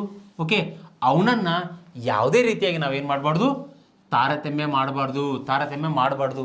ಯಾಕೆ ಹೇಳ್ತಾ ಇದ್ದಾನೆ ಅಂತೇಳಿದ್ರೆ ಇಲ್ಲಿ ಏನಾಗುತ್ತೆ ಅಂತೇಳಿದ್ರಿ, ಇಲ್ಲಿ BR ಅಂಬೇಡ್ಕರ್ ಅವರ ಪಾತ್ರವನ್ನು ನಾವು ಮನಗಾಣಬೇಕಾಗ್ತದ್ರಲ್ಲಿ. BR ಅಂಬೇಡ್ಕರ್ ಅವರ ಪಾತ್ರ ಈ ಸಿಚುವೇಶನಲ್ಲಿ ಈ ಮಾತನ್ನು ಹೇಳ್ಬೇಕಾಗ್ತದನ. ಯಾಕಂತೇಳಿದ್ರೆ ಇಲ್ಲಿ ಏನಾಗುತ್ತೆ ಅಂತೇಳಿದ್ರೆ, ಅಂಬೇಡ್ಕರ್ ಅವರು ಕಾನ್ಸ್ಟಿಟ್ಯೂಷನ್ ಅಸೆಂಬ್ಲಿಯಲ್ಲಿ ಕೆಲವೊಂದಿಷ್ಟು ಡಿಬೇಟ್ ನಡಿಬೇಕಾದ್ರೆ ಪ್ರಶ್ನೆ ಮಾಡ್ತಾರೆ ಅವ್ರಿಗೆ, ಅಲ್ಲ ರೀ, ನಾವು ಶತಮಾನಗಳಿಂದಲೂ ಕೂಡ ಶೋಷಣೆಗೊಳಪಟ್ಟಿರ್ತಕ್ಕಂಥ ಸಮುದಾಯ ನಮ್ಮಲ್ಲಿ ವರ್ಣ ಸಿಸ್ಟಮ್ ಅದ ರೀ. ಏನದ ನಮ್ಮಲ್ಲಿ ವರ್ಣ ಸಿಸ್ಟಮ್, ವರ್ಣ ವ್ಯವಸ್ಥೆ ಇತ್ತು ನಮ್ಮಲ್ಲಿ. ಯಾವಾಗಿತ್ತು ಅಂತೇಳಿದ್ರೆ ಸ್ವಾತಂತ್ರ್ಯ ಪೂರ್ವದಲ್ಲಿ ನಮ್ಮಲ್ಲಿ ವರ್ಣ ವ್ಯವಸ್ಥೆ ಇತ್ತು. ವರ್ಣ ವ್ಯವಸ್ಥೆ ಅಂತೇಳಿದ್ರೆ ನಾವು ಇಲ್ಲಿ ಋಗ್ವೇದದ 10ನೇ ಮಂಡಲದಲ್ಲಿ ವರ್ಣ ವ್ಯವಸ್ಥೆಯನ್ನು ಕಾಣ್ತೇವೆ ನಾವು. ಕೇಳಿದಾರೆ ಪ್ರಶ್ನೆ ಇದನ್ನು, ಋಗ್ವೇದದ ಎಷ್ಟನೇ ಮಂಡಲ ಅಂತ ಕೇಳಿದ್ದಾರೆ. ಋಗ್ವೇದದ 10ನೇ ಮಂಡಲದಲ್ಲಿ ವರ್ಣ ವ್ಯವಸ್ಥೆಯನ್ನು ಕಾಣ್ತೇವೆ. ಹಾಗಾದ್ರೆ ಏನ್ರಿ ಸರ ವರ್ಣ ವ್ಯವಸ್ಥೆ ಅಂತೇಳಿದ್ರೆ, ಬ್ರಹ್ಮನ ತಲೆಯಿಂದ ಹುಟ್ಟಿರ್ತಕ್ಕಂಥವನು ಬ್ರಾಹ್ಮಣ, ಬ್ರಹ್ಮನ ತೋಳಿನಿಂದ ಹುಟ್ಟಿರ್ತಕ್ಕಂಥವನು ಕ್ಷತ್ರಿಯ, ಬ್ರಹ್ಮನ ತೊಡೆಯಿಂದ ಹುಟ್ಟಿರ್ತಕ್ಕಂಥವನು ವೈಶ್ಯ, ಬ್ರಹ್ಮನ ಪಾದದಿಂದ ಹುಟ್ಟಿರ್ತಕ್ಕಂಥವನು ಯಾರ್ರಿ, ಶೂದ್ರ ಅಂತಕ್ಕಂಥ ಪರಿಕಲ್ಪನೆಯನ್ನು ನಮ್ಮಲ್ಲಿ ಕಾಣ್ತಾ ಇದ್ದೀವಿ ನಾವು. ಪ್ರಾಚೀನ ಅಂದರೆ ನಮ್ಮ ಭಾರತದ ವ್ಯವಸ್ಥೆಯಲ್ಲಿ, ಅಂದರೆ ಬಿಫೋರ್ ಇಂಡಿಪೆಂಡೆನ್ಸು ಅವಾಗೇನಾಗಿತ್ತು ಅಂತ ಹೇಳಿದರೆ ಅಂಬೇಡ್ಕರ್ ಅವರು ಹಲವಾರು ರೀತಿಯಾಗಿರ್ತಕ್ಕಂಥ ನೋವುಗಳಿಂದ ಬಳ್ಳಿದ್ರಿ. ಯಾಕಂತೇಳಿದ್ರೆ, ಯಾಕ್ರಿ ಸ್ವಾಮಿ ನಮ್ಮನ್ನು ಯಾಕೆ ಡಿಸ್ಕ್ರಿಮಿನೇಷನ್ ಮಾಡ್ತೀರಾ, ನಮಗೂ ಹಕ್ಕಿದೆ ರೀ, ನಮಗೂ ಬದುಕ್ತಕ್ಕಂಥ ಹಕ್ಕಿದೆ ರೀ, ನಮ್ಮ ಜಾತಿಯ ಆಧಾರದ ಮೇಲೆ ಯಾಕೆ ನಮ್ಮನ್ನು ತುಳಿತಾ ಇದ್ದೀರಾ ನಮ್ಮನ್ನು, ಈ ರೀತಿ ಪ್ರಶ್ನೆ ಉಳಿದಾಗ ಏನಾಗುತ್ತೆ ಅಂತ ಹೇಳಿದರೆ ಆವಾಗ ಅಂಬೇಡ್ಕರ್ ಅವರು ಹೇಳ್ತಾರೆ, ಯಾವುದೇ ಒಬ್ಬ ವ್ಯಕ್ತಿ ನಮ್ಮ ಸಂವಿಧಾನ ರಚನೆ ಮಾಡ್ಲಿಕ್ಕೆ ಕಾರಣನೇ ಏನಂತೇಳಿದ್ರೆ, ಇಲ್ಲಿ ಮೇಲ್ವರ್ಗ ಕೆಳವರ್ಗ ಅಂತಕ್ಕಂಥ ವ್ಯವಸ್ಥೆಯನ್ನು ಮಾಡಿಬಿಟ್ಟಿದ್ವಿ ನಾವು, ಯಾವುದೋ ಮನು ಸಂಸ್ಕೃತಿಯನ್ನು ಮಾಡಿಬಿಟ್ಟಿದ್ವಿ ನಾವು. ಅದನ್ನು ಅಂಬೇಡ್ಕರ್ ಅವರು ಖಂಡಿಸುವುದರ ಮೂಲಕ ಏನಾಗುತ್ತೆ ಅಂತ ಹೇಳಿದರೆ, ಯಾವುದೇ ಒಬ್ಬ ವ್ಯಕ್ತಿ ಜಾತಿಯ ಆಧಾರದ ಮೇಲೆ ಆಗಿರ್ಬೋದು, ಆ ವ್ಯಕ್ತಿಯ ಧರ್ಮದ ಆಧಾರದ ಮೇಲೆ ಆಗಿರ್ಬೋದು, ಜನಾಂಗದ ಆಧಾರದ ಮೇಲೆ ಆಗಿರ್ಬೋದು, ಪ್ಲೇಸ್ ಆಫ್ ಬರ್ತ್ ಹುಟ್ಟಿದ ಸ್ಥಳಗಳ ಆಧಾರದ ಮೇಲೆಯೂ ಸಹಿತ ಆ ವ್ಯಕ್ತಿಯನ್ನು ಏನು ಮಾಡಬಾರ್ದು, ನಾವು ಡಿಸ್ಕ್ರಿಮಿನೇಷನ್ ಮಾಡಬಾರ್ದು, ಅವನನ್ನು ಯಾವುದೇ ರೀತಿಯಾಗಿ ನಾವು ಏನು ಮಾಡಬಾರ್ದು ಅಂತ ಹೇಳಿದರೆ ತಾರತಮ್ಯ ಮಾಡಬಾರ್ದು. ಇಂಥ ಒಂದು ಪರಿಕಲ್ಪನೆಯನ್ನು ಯಾರು ಮಾಡ್ತಾರೆ ಅಂತ ಹೇಳಿದರೆ ಇಲ್ಲಿ ಅಂಬೇಡ್ಕರ್ ಅವರು ಅತ್ಯಂತ ವ್ಯವಸ್ಥಿತವಾಗಿ ಹೇಳ್ತಾರೆ ರೀ. ಹಾಗಾದ್ರೆ ವರ್ಣ ವ್ಯವಸ್ಥೆ ಋಗ್ವೇದ 10ನೇ ಮಂಡಲ. ಇದನ್ನ ಪ್ರಶ್ನೆ ಕೇಳಿದರೆ ಡಾಕ್ಟರ್ BR ಅಂಬೇಡ್ಕರ್ ಅವ್ರ ಬಗ್ಗೆ ಈ ಕಾನ್ಸೆಪ್ಟನ್ನು ನೀವು ತಿಳ್ಕೊಳ್ಬೇಕಾಗ್ತದೆ. Very important. ಹಾಗಾದರೆ ಇಲ್ಲಿ ವಿಧಿ 16ರಲ್ಲಿ ಬರ್ತಕ್ಕಂತಹ 16 ಪಾರ್ಟ್ ಅದಲ್ರಿ. ಈ 16ನೇ ಪಾರ್ಟ್ನಲ್ಲಿ ಜಾತಿ ಧರ್ಮದ ಆಧಾರದ ಮೇಲೆ ತಾರತಮ್ಯ ಮಾಡಬಾರ್ದು ಅಂತ ಹೇಳಿದ್ರಿ ನೀವು. ಹಾಗಾದರೆ ಇಲ್ಲಿ ಕೂಡ ಕೆಲವೊಂದಿಷ್ಟು ಅಪವಾದಗಳದಾವ್ರಿ, ಎಕ್ಸೆಪ್ಷನ್ಸ್ಗಳದಾವ. ಏನಂತೇಳಿದ್ರೆ ಸರ್ಕಾರ ಏನು ಮಾಡ್ಬೋದು, ಸರ್ಕಾರ ಏನು ಮಾಡ್ಬೋದು ಅಂತೇಳಿದ್ರೆ ಮಹಿಳೆಯರಿಗೆ ಮತ್ತು ಮಕ್ಕಳಿಗೆ ವಿಶೇಷವಾಗಿರ್ತಕ್ಕಂಥ ಕಾನೂನುಗಳನ್ನು ಕೊಡ್ಬೋದು. ಮಹಿಳೆಯರಿಗೆ ಮಕ್ಕಳಿಗೆ ವಿಶೇಷವಾಗಿರ್ತಕ್ಕಂಥ ಕಾನೂನುಗಳನ್ನು ಕೊಡ್ಬೋದು. ಕಾನೂನುಗಳನ್ನು ನೀಡೋದ್ರ ಮೂಲಕವಾಗಿ ಅವರ ಒಂದು ರಕ್ಷಣೆಯನ್ನು ಮಾಡ್ಬೋದು. ಉದಾಹರಣೆಗೆ ಇಲ್ಲಿ ನೋಡ್ರಿ, 6ರಿಂದ 14 ವರ್ಷದ ಮಕ್ಕಳಿಗೆ ನಾವೇನು ಮಾಡಿದ್ದೇವೆ ಅಂತೇಳಿದ್ರೆ ಉಚಿತ ಮತ್ತು ಕಡ್ಡಾಯ ಶಿಕ್ಷಣವನ್ನು ಮಾಡಿದ್ದೇವೆ. ಉಚಿತ ಮತ್ತು ಕಡ್ಡಾಯ ಶಿಕ್ಷಣ ಇದು ನೋಡ್ರಿ, ಜಾತಿ ಧರ್ಮದ ಆಧಾರದ ಮೇಲೆ ಅಲ್ಲ. ಇದು ಸಂವಿಧಾನದಲ್ಲಿ ಕೆಲವೊಂದಿಷ್ಟು ವರ್ಗಗಳನ್ನು ಮೇಲಕ್ಕೆ ತರಬೇಕಂತೇಳಿ ಇವೆಲ್ಲವುಗಳನ್ನು ಹಾಕಿದಾರ್ರಿ. ನೆನ್ಪಿಟ್ಕೊಳ್ರಿ, 6ರಿಂದ 14 ವರ್ಷದ ಮಕ್ಕಳಿಗೆ ಏನು ಮಾಡಿದ್ದೇವೆ ನಾವು, ಉಚಿತ ಮತ್ತು ಕಡ್ಡಾಯ ಶಿಕ್ಷಣವನ್ನು ಕೊಟ್ಟಿದ್ದೀವಿ. ನೆನ್ಪಿಟ್ಕೊಳ್ರಿ. ಜೊತೆಗೆ ಯಾವುದೇ ಒಂದು ಜಾತಿ ಧರ್ಮದ ಆಧಾರದ ಮೇಲೆ ತಾರತಮ್ಯ ಮಾಡಬಾರ್ದಂತ ಏನು ಹೇಳಿದಿಲ್ಲ ನಿಮಗನ 16ನೇ ವಿಧಿ ಪ್ರಕಾರ.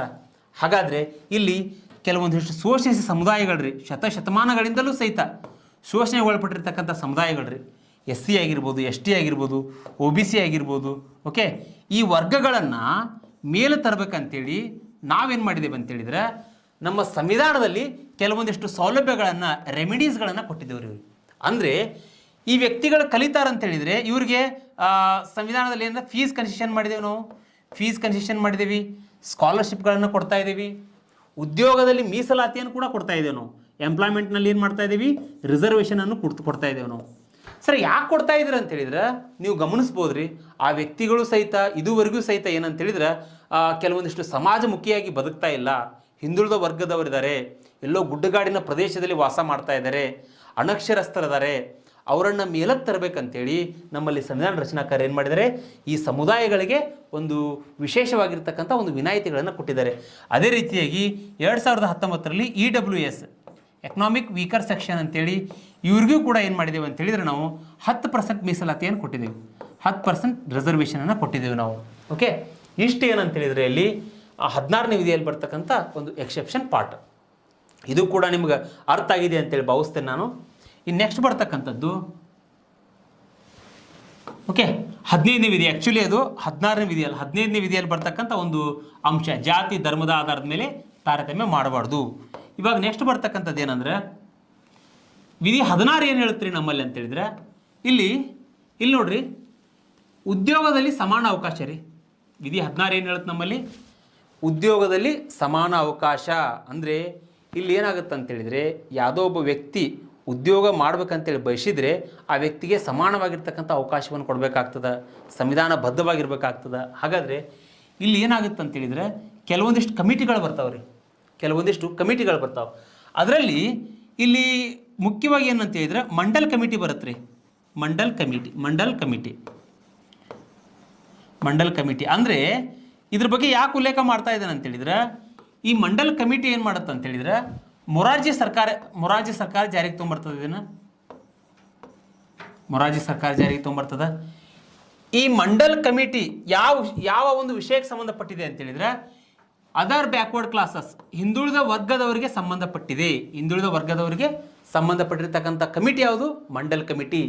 ಎದರಲ್ಲಿ ಹೇಳ್ತಾ ಇದ್ದೇನೆ, ಉದ್ಯೋಗದಲ್ಲಿ ಸಮಾನ ಅವಕಾಶ ಆ ವಿಷಯದ ಬಗ್ಗೆ ಹೇಳಬೇಕಾದ್ರೆ ಈ ವಿಷಯವನ್ನು ಹೇಳಬೇಕಾಗ್ತದೆ ಇಲ್ಲಿ ನಿಮಗೆ ನಾನು. ಹಾಗಾದರೆ ಇನ್ನೂ ಒಂದು ಪ್ರಶ್ನೆ ಕೇಳ್ಬೋದು ನಿಮ್ಗೆ, ಹಿಂದುಳಿದ ವರ್ಗದ ಆಯೋಗಕ್ಕೆ ಸಂಬಂಧಪಟ್ಟಿರ್ತಕ್ಕಂಥ ಮೊದಲ ಒಂದು ಸಮಿತಿ ಯಾವುದು ಅಂತ ಹೇಳಿದ್ರೆ ಕಾಕಾ ಕಾಳೇಕರ್ ಸಮಿತಿ ಏನಂತ ಹೇಳಿದ್ರೆ ಹಿಂದುಳಿದ ವರ್ಗದವರಿಗೆ ಸಂಬಂಧಪಟ್ಟಿರ್ತಕ್ಕಂಥ ಮೊದಲ ಸಮಿತಿ ಇದು. ನೆನಪಿಟ್ಕೊಳ್ರಿ, ಇವನು ಯಾಕೆ ನೇಮಕ ಮಾಡ್ತಾರೆ ಅಂತ ಹೇಳಿದ್ರೆ ಹಿಂದುಳಿದ ವರ್ಗದಲ್ಲಿರ್ತಕ್ಕಂಥ ಸಮುದಾಯಗಳನ್ನು ಮೇಲಕ್ಕೆ ತರಬೇಕಂತೇಳಿ ಈ ವರದಿ ಇವೇನಂತೇಳಿದ್ರೆ ಕೆಲವೊಂದಿಷ್ಟು ಕಮಿಟಿಗಳನ್ನು ನೇಮಕ ಮಾಡ್ತಾರೆ. ಹಾಗಾದರೆ ಫಸ್ಟ್ ರಚನೆ ಆಗಿದ್ದು ಕಾಕಾ ಕಾಳೇಕರು, ಸೆಕೆಂಡ್ ಮಂಡಲ ಕಮಿಟಿ ಬರ್ತದೆ. ಈ ಮಂಡಲ ಕಮಿಟಿ ಮೊರಾರ್ಜಿ ದೇಸಾಯಿ ಅವರ ಅಧ್ಯಕ್ಷತೆಯಲ್ಲಿದ್ದಾಗ ಬರ್ತದೆ. ಈ ಮಂಡಲ ಕಮಿಟಿ ಏನು ಮಾಡುತ್ತೆ ಅಂತ ಹೇಳಿದರೆ ಇಲ್ಲಿ ನಮ್ಮ ರಾಷ್ಟ್ರದಲ್ಲಿರ್ತಕ್ಕಂಥ 2743 ಜಾತಿಗಳನ್ನು ಸರ್ವೆ ಮಾಡ್ತದೆ ರೀ.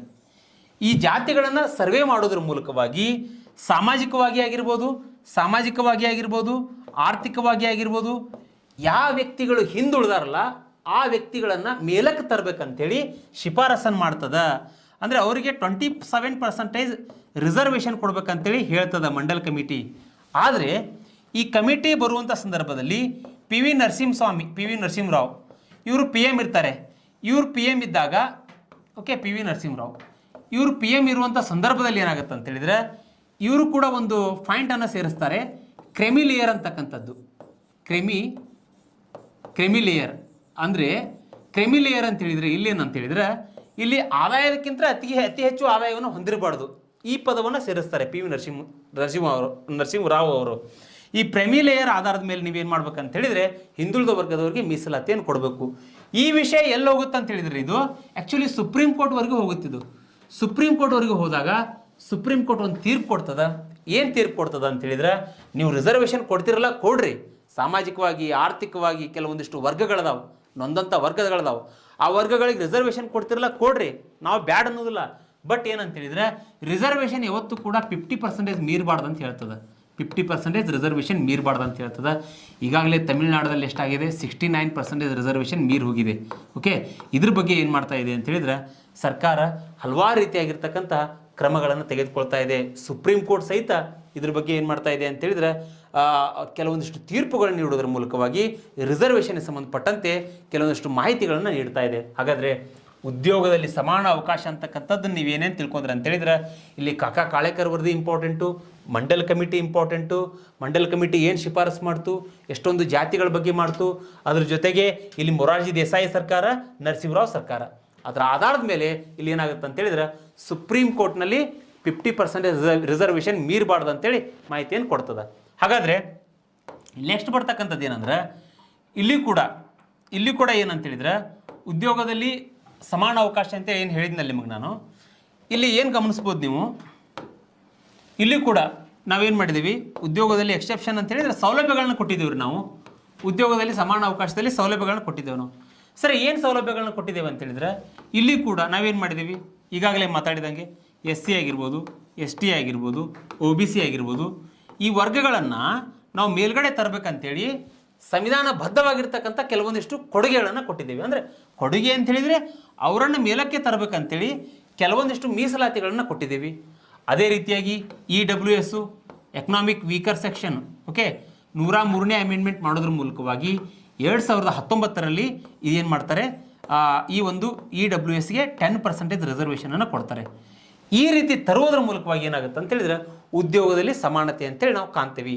ಅದ್ರ ಜೊತೆಗೆ ಇಲ್ಲಿ ಸಂವಿಧಾನದ 330ನೇ ವಿಧಿ, 331ನೇ ವಿಧಿ, 332ನೇ ವಿಧಿ, 333ನೇ ವಿಧಿ.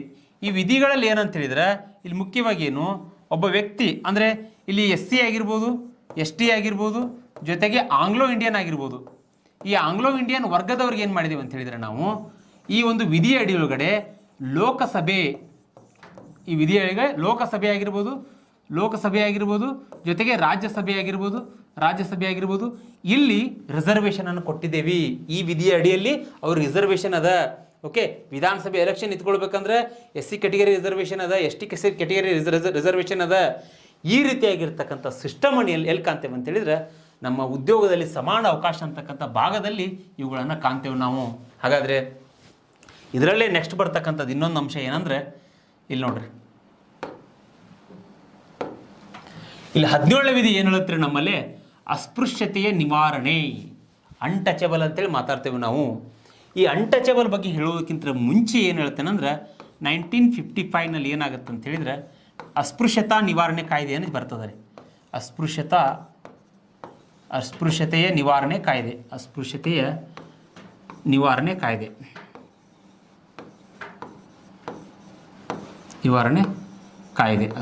ನಿವಾರಣೆ ಕಾಯ್ದೆ. ಅದ್ರ ಜೊತೆಗೆ ಈ ಕಾಯ್ದೆಯನ್ನೇ ಮತ್ತೇನು ಮಾಡ್ತಾರೆ, ತಿದ್ದುಪಡಿ ಮಾಡಿ 1976ನಲ್ಲಿ ಏನು ಮಾಡ್ತಾರೆ ಅಂದರೆ ನಾಗರಿಕ ಸಂರಕ್ಷಣಾ ಕಾಯ್ದೆ ಅಂತ ಮಾಡ್ತಾರೆ. ನಾಗರಿಕ ಸಂರಕ್ಷಣಾ ಕಾಯ್ದೆ ಅಂದರೆ ಈ ಕಾಯ್ದೆಗಳು ವೆರಿ ಇಂಪಾರ್ಟೆಂಟ್ ಆಗ್ತಾವೆ ರೀ. ಅಸ್ಪೃಶ್ಯತಾ ನಿವಾರಣೆ ಕಾಯ್ದೆ ಯಾವಾಗ ರೀ, 1955. ನಾಗರಿಕ ಸಂರಕ್ಷಣಾ ಕಾಯ್ದೆ ಯಾವ್ದು ರೀ, 1976. ಹಾಗಾದರೆ ಇಲ್ಲಿ ಅಸ್ಪೃಶ್ಯತೆಯನ್ನು ಒಂದು ವೇಳೆ ಆಚರಣೆ ಮಾಡಿದರೆ, ಹೌದಾ, ಇಲ್ಲಿ ಅಸ್ಪೃಶ್ಯತೆಯನ್ನು ಯಾಕೆ ಸೇರಿಸ್ತಾರಂತೇಳಿದರೆ ಮತ್ತು ನಾವು ಅಂಬೇಡ್ಕರ್ ಅವ್ರನ್ನ ನೆನೆಸ್ಕೊಳ್ಳೇಬೇಕು.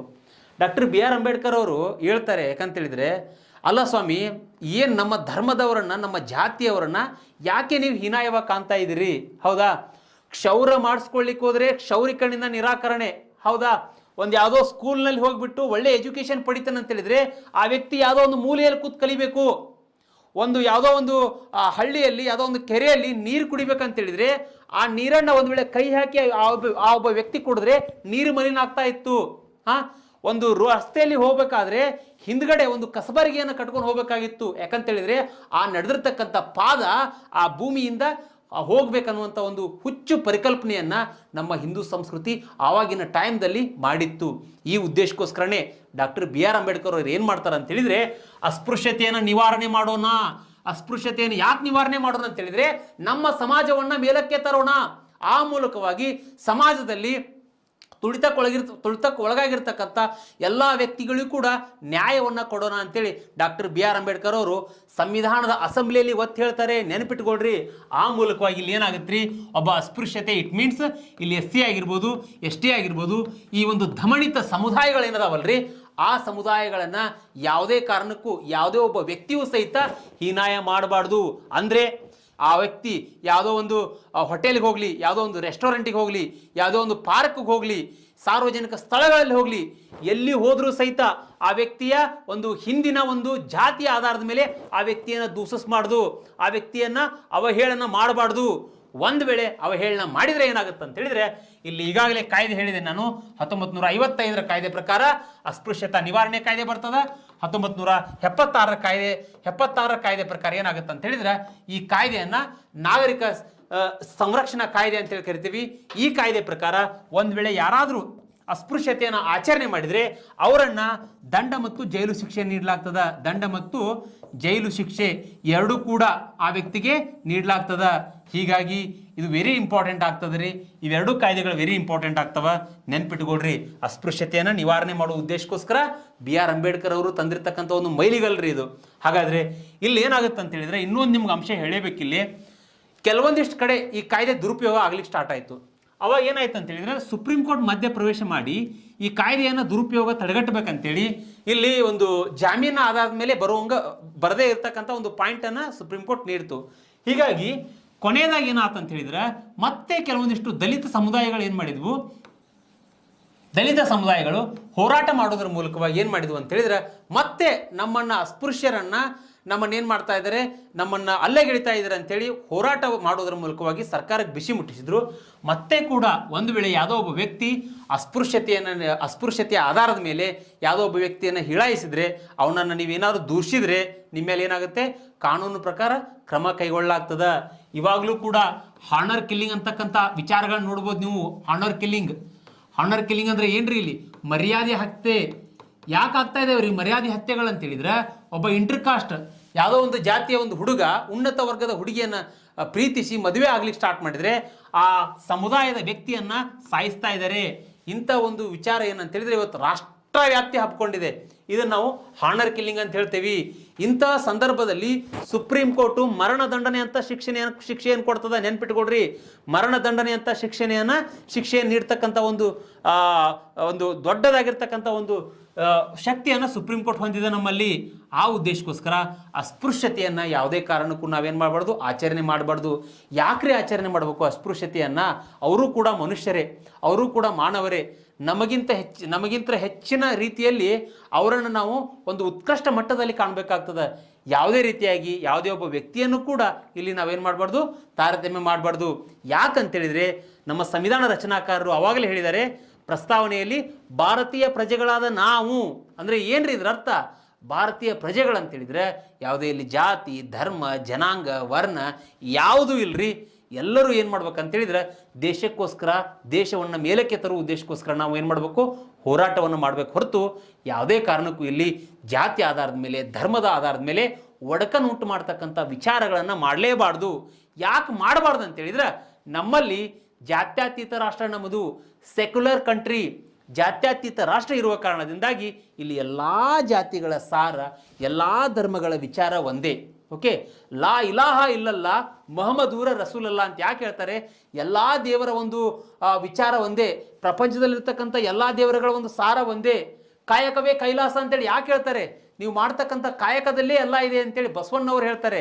ಆ ಉದ್ದೇಶಕ್ಕೋಸ್ಕರ ಅದು ಹಿಂದೂ ಧರ್ಮ ಆಗಿರ್ಬೋದು, ಮುಸ್ಲಿಂ ಧರ್ಮ ಆಗಿರ್ಬೋದು, ಕ್ರಿಶ್ಚಿಯನ್ ಧರ್ಮ ಆಗಿರ್ಬೋದು, ಯಾವುದೇ ಧರ್ಮ ಆದರೂ ಸಹಿತ ಆ ಧರ್ಮದ ವಿಚಾರ ಏನಂತೇಳಿದ್ರೆ, ದೈವ ತತ್ವ ಏನಂತೇಳಿದ್ರೆ ಒಂದೇ ಆಗಿದೆ. ಆ ಉದ್ದೇಶಕ್ಕೋಸ್ಕರ ಯಾರನ್ನು ಕೂಡ ನಾವು ಹೀನಾವಾಗಿ ಕಾಣದೆ, ಯಾರನ್ನು ಕೂಡ ಅಸ್ಪೃಶ್ಯತೆ ಆಚರಣೆ ಮಾಡದೆ, ಸರ್ವರಳು ನಾವೇನು ಮಾಡ್ಬೇಕಂತೇಳಿದ್ರೆ ಅತ್ಯಂತ ಒಂದು ಅನ್ಯೋನ್ಯವಾಗಿ ಬದುಕ್ತಕ್ಕಂಥ ಒಂದು ವಿಚಾರವನ್ನು ನಾವು ಮಾಡೋಣ ಗೆಳೆಯರೆ. ಹಾಗಾದರೆ ಇದ್ರ ಬಗ್ಗೆ ನಿಮ್ಗೆ ಅರ್ಥ ಆಗಿದೆ ಅಂತೇಳಿ ಭಾವಿಸ್ತೇನೆ ನಾನು. ಈ ನೆಕ್ಸ್ಟ್ ಬರ್ತಕ್ಕಂಥದ್ದು ಏನಂದ್ರೆ, ಇಲ್ಲಿ ನೋಡ್ರಿ 18ನೇ ವಿಧಿ ಏನು ಹೇಳುತ್ತೆ ನಮ್ಮಲ್ಲಿ ಅಂತೇಳಿದ್ರೆ, ಬಿರುದುಗಳ ರದ್ದತಿ ಬಗ್ಗೆ ಹೇಳ್ತದೆ. ಬಿರುದುಗಳ ರದ್ದತಿ, ಇಲ್ಲಿ ಅಸ್ಪೃಶ್ಯತೆ ನಿವಾರಣೆ ಬಗ್ಗೆ ತಿಳ್ಕೊಂಡಿವಿ ನಾವು. ಇನ್ನು ಬಿರುದುಗಳ ರದ್ದತಿ ಅಂತ ಹೇಳಿದ್ರೆ ಇಲ್ಲಿ ಏನಾಗುತ್ತೆ ಅಂತ ಹೇಳಿದ್ರೆ, ಇಲ್ಲಿ ನೋಡ್ರಿ, ಬಿರುದುಗಳ ರದ್ದತಿ ಅಂತ ಹೇಳಿದ್ರೆ ಯಾವುದೇ ಕಾರಣಕ್ಕೂ ಬಿಫೋರ್ ಇಂಡಿಪೆಂಡೆಂಟ್ ಏನಾಗಿತ್ತು ನಮ್ಮಲ್ಲಿ, ಸಂಸ್ಥಾನಗಳು ಏನಿದ್ದು ಅಲ್ರಿ, ಸಂಸ್ಥಾನಗಳಿದ್ದು ನಮ್ಮಲ್ಲಿ. ಓಕೆ, ಆ ಸಂಸ್ಥಾನಗಳಲ್ಲಿ ಏನು ಮಾಡ್ತಾ ಇದ್ರು, ಆ ರಾಜರನ್ನ ಮಹಾರಾಜ, ರಾಜಾದಿರಾಜ, ಧೀರ, ಪರಮೇಶ್ವರ ಇಂತಹ ಕೆಲವೊಂದಿಷ್ಟು ಪದಪುಂಜಗಳಿಂದ ಅವರನ್ನು ಅಲಂಕಾರ ಪದಗಳ ರೂಪದಲ್ಲಿ ಕರಿತಾ ಇದ್ರು ಅವಾಗ. ಬಟ್ ಇನ್ನು ಮೇಲೆ ನಮ್ಮ ಸಂವಿಧಾನ ರಚನಾಕಾರ ಏನು ಮಾಡ್ತಾರೆ ಅಂತ ಹೇಳಿದ್ರೆ, ಆ ಪದಗಳನ್ನು ಬಳಸಬಾರ್ದು ಅಂತ ಹೇಳ್ತಾರೆ. ಆ ಪದಗಳನ್ನು ಬಳಸಬಾರ್ದು. ರಾಜಾದಿರಾಜ, ಓಕೆ, ಧೀರ, ಓಕೆ, ಪರಮೇಶ್ವರ ಇಂತಹ ಪದಗಳನ್ನು ಬಳಸಬಾರ್ದು. ಯಾಕೆ ಬಳಸಬಾರ್ದು ಅಂತೇಳಿದರೆ, ಇಲ್ಲಿ ಬಿರುದುಗಳು ಯಾವುದೋ ಒಬ್ಬ ವ್ಯಕ್ತಿಗೂ ಸಹಿತ ಇರಬಾರ್ದು. ಯಾಕೆ ಇರಬಾರ್ದು ಅಂತೇಳಿದರೆ, ಇಲ್ಲಿ ಎಲ್ಲ ವ್ಯಕ್ತಿಗಳು ಏನಂತೇಳಿದ್ರೆ ಕಾನೂನಿನ ಎದುರಿನಲ್ಲಿ ಸಮಾನರೇ, ಇಲ್ಲಿ ಅವ್ರಿಗೆ ಸಮಾನ ರಕ್ಷಣೆಯನ್ನು ಕೊಡಬೇಕು ನಾವು. ಆ ಉದ್ದೇಶಕ್ಕೋಸ್ಕರ ಇಲ್ಲಿ ಒಂದು ಎಕ್ಸೆಪ್ಷನ್ ಪಾರ್ಟ್ ಬರ್ತದೆ ರೀ. ಹಾಗಾದರೆ ಬಿರುದುಗಳನ್ನು ನೀವು ರದ್ದುಪಡಿಸಿದ್ರಿ, ಒಪ್ಕೊಳ್ಳೋಣ. ಹಾಗಾದರೆ ಇಲ್ಲಿ ಏನಂತೇಳಿದರೆ, ಶೈಕ್ಷಣಿಕ ಮತ್ತು ಮಿಲಿಟರಿ ಬಿರುದುಗಳನ್ನು ಸರ್ಕಾರ ನೀಡ್ಬೋದು. ಶೈಕ್ಷಣಿಕ ಮತ್ತು ಮಿಲಿಟರಿ ಬಿರುದುಗಳನ್ನು ನೀಡಬಹುದು ಸರ್ಕಾರ. ಶೈಕ್ಷಣಿಕ ಮತ್ತು ಮಿಲಿಟರಿ ಬಿರುದುಗಳನ್ನು ನೀಡಬಹುದು. ಏನು ಶೈಕ್ಷಣಿಕ ಮತ್ತು ಮಿಲಿಟರಿ ಬಿರುದುಗಳಂತ ಹೇಳಿದ್ರೆ, ಇಲ್ಲಿ ಸರ್ಕಾರ ಪದ್ಮಭೂಷಣ, ಓಕೆ, ಭಾರತ ರತ್ನ, ಓಕೆ, ಪದ್ಮಶ್ರೀ ಮುಂತಾದ ಪ್ರಶಸ್ತಿಗಳನ್ನು ಸರ್ಕಾರ ನೀಡಬಹುದು.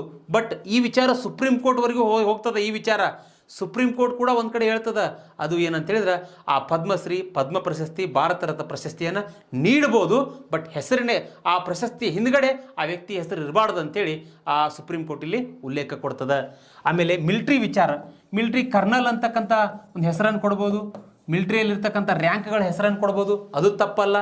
ಅದು ತಪ್ಪಲ್ಲ. ಬಟ್ ಇಲ್ಲಿ ಏನಂತೇಳಿದ್ರೆ, ಯಾವುದೇ ಕಾರಣಕ್ಕೂ ಈ ಹಳೇ ಸಂಸ್ಕೃತಿ ಏನಿತ್ತಲ್ರಿ ನಮ್ಮಲ್ಲಿ, ರಾಜಾದಿರಾಜ, ಪರಮೇಶ್ವರ, ಇದು ಅವರನ್ನು ಅಲಂಕಾರಿಕ ಪದಗಳು ಅವುಗಳನ್ನು ಬಳಕೆ ಮಾಡಬಾರ್ದು ಅಂತೇಳಿ ಇಲ್ಲಿ ಏನಂತೇಳಿದ್ರೆ 18ನೇ ವಿಧಿ ಹೇಳ್ತದೆ. ಹಾಗಾದರೆ ಇದು ವಿಧಿ ಕೂಡ ನಿಮ್ಗೆ ಅರ್ಥ ಆಗಿದೆ ಅಂತೇಳಿ ನಾನು ಭಾವಿಸ್ತೇನೆ. ಇನ್ನು ನೆಕ್ಸ್ಟ್ ಬರ್ತಕ್ಕಂಥದ್ದು,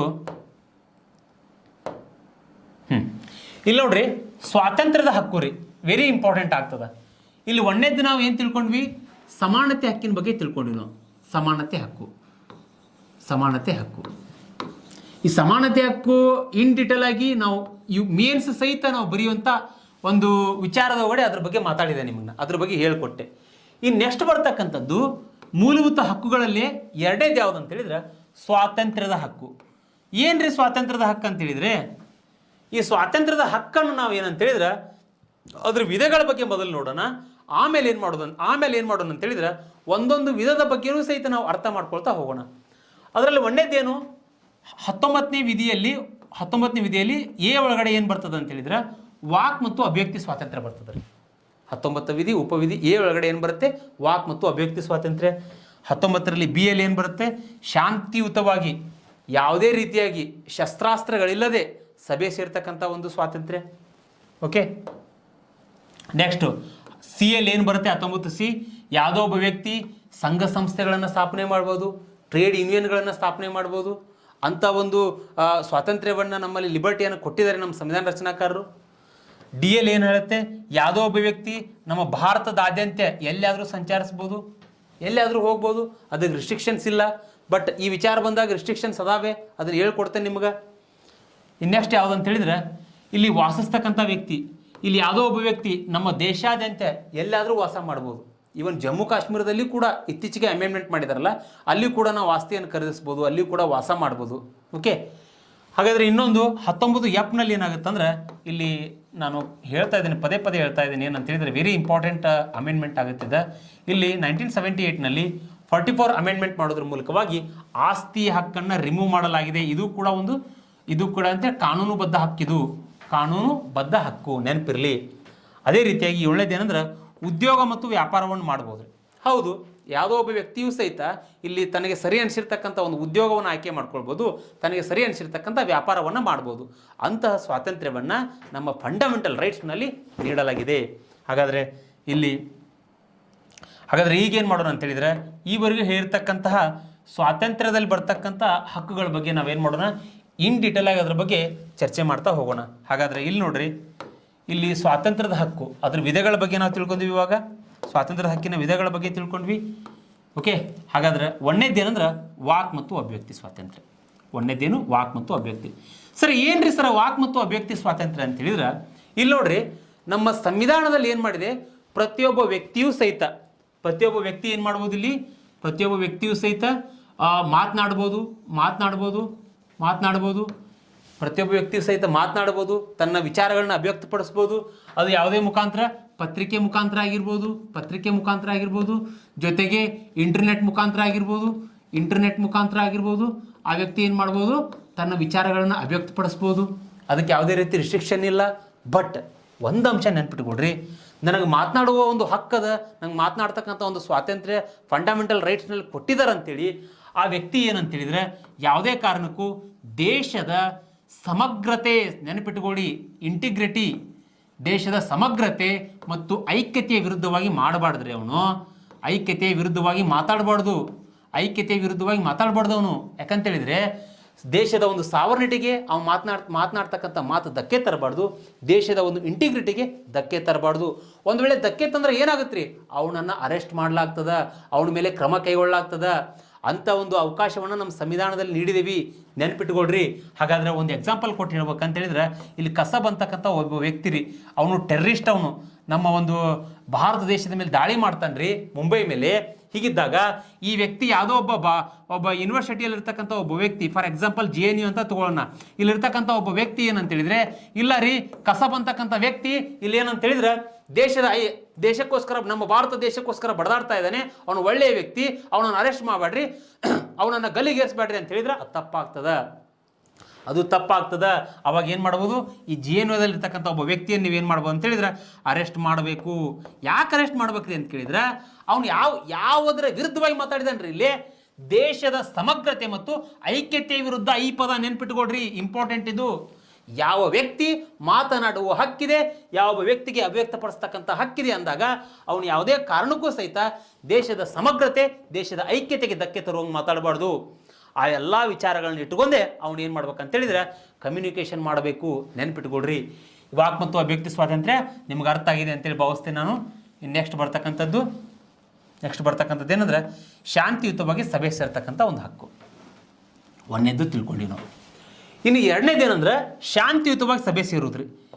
ಈ ಶಾಂತಿಯುತವಾಗಿ ಸಭೆ ಸೇರುವುದು ಅಂತೇಳಿದ್ರೆ, ಇಲ್ಲಿ ಒಬ್ಬ ವ್ಯಕ್ತಿಗೆ ನಮ್ಮ ಸಂವಿಧಾನದಲ್ಲಿ ಏನು ಅವಕಾಶ ನೀಡಿದ್ವಿ ಅಂತೇಳಿದ್ರೆ, ನಾವು ಒಬ್ಬ ವ್ಯಕ್ತಿ ತನಗೇನಾದ್ರು ಅನ್ಯಾಯ ಆದರೆ, ತನಗೇನಾದರೂ ಸಮಸ್ಯೆ ಆದರೆ ಅವನು ಏನು ಮಾಡ್ಬೋದು, ಶಾಂತಿಯುತವಾಗಿ ಯಾವುದೇ ರೀತಿ ವೆಪನ್ ಇರಬಾರ್ದು. ಮತ್ತು ಅವನ ಕಡೆ ತಲ್ವಾರ, ಕುಡ್ಗೋಲು, ಕೊಡ್ಲಿ ಅವನ್ನೆಲ್ಲ ತೊಗೊಂಬಂದ್ಕಾಸ ನಾವು ಶಾಂತಿಯುತವಾಗಿ ಸಭೆ ಸೇರ್ತೇವೆ ಅಂತೇಳಿದ್ರೆ ನಡಿದಿಲ್ರಿ, ಅದು ತಪ್ಪಾಗ್ತದ, ಅಫೆನ್ಸ್ ಆಗ್ತದ. ನಮ್ಮಲ್ಲಿ ಶಾಂತಿಯುತವಾಗಿ ಸಭೆ ಸೇರ್ತಕ್ಕಂಥ ಪರಿಕಲ್ಪನೆಯನ್ನು ಮಹಾತ್ಮ ಗಾಂಧೀಜಿಯವರ ವಿಚಾರದಲ್ಲಿ ತಿಳ್ಕೊಬೇಕಾಗ್ತದೆ ನಾವು. ಮಹಾತ್ಮ ಗಾಂಧೀಜಿಯವರು ಏನು ಹೇಳಿದಾರೆ ರೀ, ಅಹಿಂಸಾತ್ಮಕವಾಗಿ ಹೋರಾಟ ಮಾಡ್ಬೇಕು ನೀವು. ಹೋರಾಟ ಅಂತಕ್ಕಂಥದ್ದು ಅಹಿಂಸಾತ್ಮಕವಾಗಿರಬೇಕು. ಯಾವುದೇ ರೀತಿ ಹಿಂಸೆ ಆಗಬಾರ್ದು, ಯಾವುದೇ ರೀತಿ ಕೊಡ್ಲಿ, ಕುಡ್ಗೋಲು, ತಲವಾರು ತೊಗೊಂಡು ಹೊಡೆದಾಡಬಾರ್ದು. ಅದೇನಾಗುತ್ತೆ, ತಪ್ಪಾಗುತ್ತೆ. ಆ ಉದ್ದೇಶಕ್ಕೋಸ್ಕರ ಇಲ್ಲಿ ಶಾಂತಿಯುತವಾಗಿ ಸಭೆ ಸೇರಿದರೆ ಅದೇನಾಗುತ್ತೆ, ಕಾನೂನು ಪ್ರಕಾರ ಆಗ್ತದೆ. ಒಂದು ವೇಳೆ ಇಲ್ಲ ರೀ ಸರ, ನಾವು ಒಂದು ವೇಳೆ ಧಕ್ಕೆ ತರುವಂಗೆ ದೊಂಬೆಗಳನ್ನು ಮಾಡಿ ನಾವು ಹೋರಾಟ ಮಾಡ್ತೇವೆ, ಶಾಂತಿಯುತವಾಗಿ ಮಾಡೋದಿಲ್ಲ ಅಂತ ಹೇಳಿದ್ರೆ ಅದೇನಾಗುತ್ತೆ, 144 ಪ್ರಕಾರ ಏನಾಗುತ್ತೆ, ನೀವು IAS ಎಕ್ಸಾಮ್ ಬರೋದ ತಕ್ಷಣ DC ಏನಾಗ್ತಿರಲ್ಲ, DC ಆದರೆ ನಿಮ್ಗೆ ಈ ಪವರ್ ಸಿಗುತ್ತೆ. ನೀವೇನು ಮಾಡ್ಬೋದು, ಅಲ್ಲಿ ನಿಷೇಧವನ್ನು ಹೇರ್ಬೋದು, ಆ ಪ್ರದೇಶದಲ್ಲಿ ನಿಷೇಧವನ್ನು ಹೇರ್ಬೋದು 144 CRPC ಪ್ರಕಾರ. ಅದ್ರ ಜೊತೆಗೆ ಇನ್ನೂ ಒಂದು ಏನಂತ ಹೇಳಿದ್ರೆ 141 ಪ್ರಕಾರ ಏನು ಮಾಡ್ಬೋದು ಅಂತ ಹೇಳಿದ್ರೆ 5 ಜನಗಳಿಗಿಂತ ಹೆಚ್ಚಿಗೆ ಏನಾದರೂ ವ್ಯಕ್ತಿಗಳು ಸೇರಿದರೆ ಅವ್ರ ಮೇಲೆ ನೀವು ಕ್ರಮಗಳನ್ನು ಕೈಗೊಳ್ಬೋದು.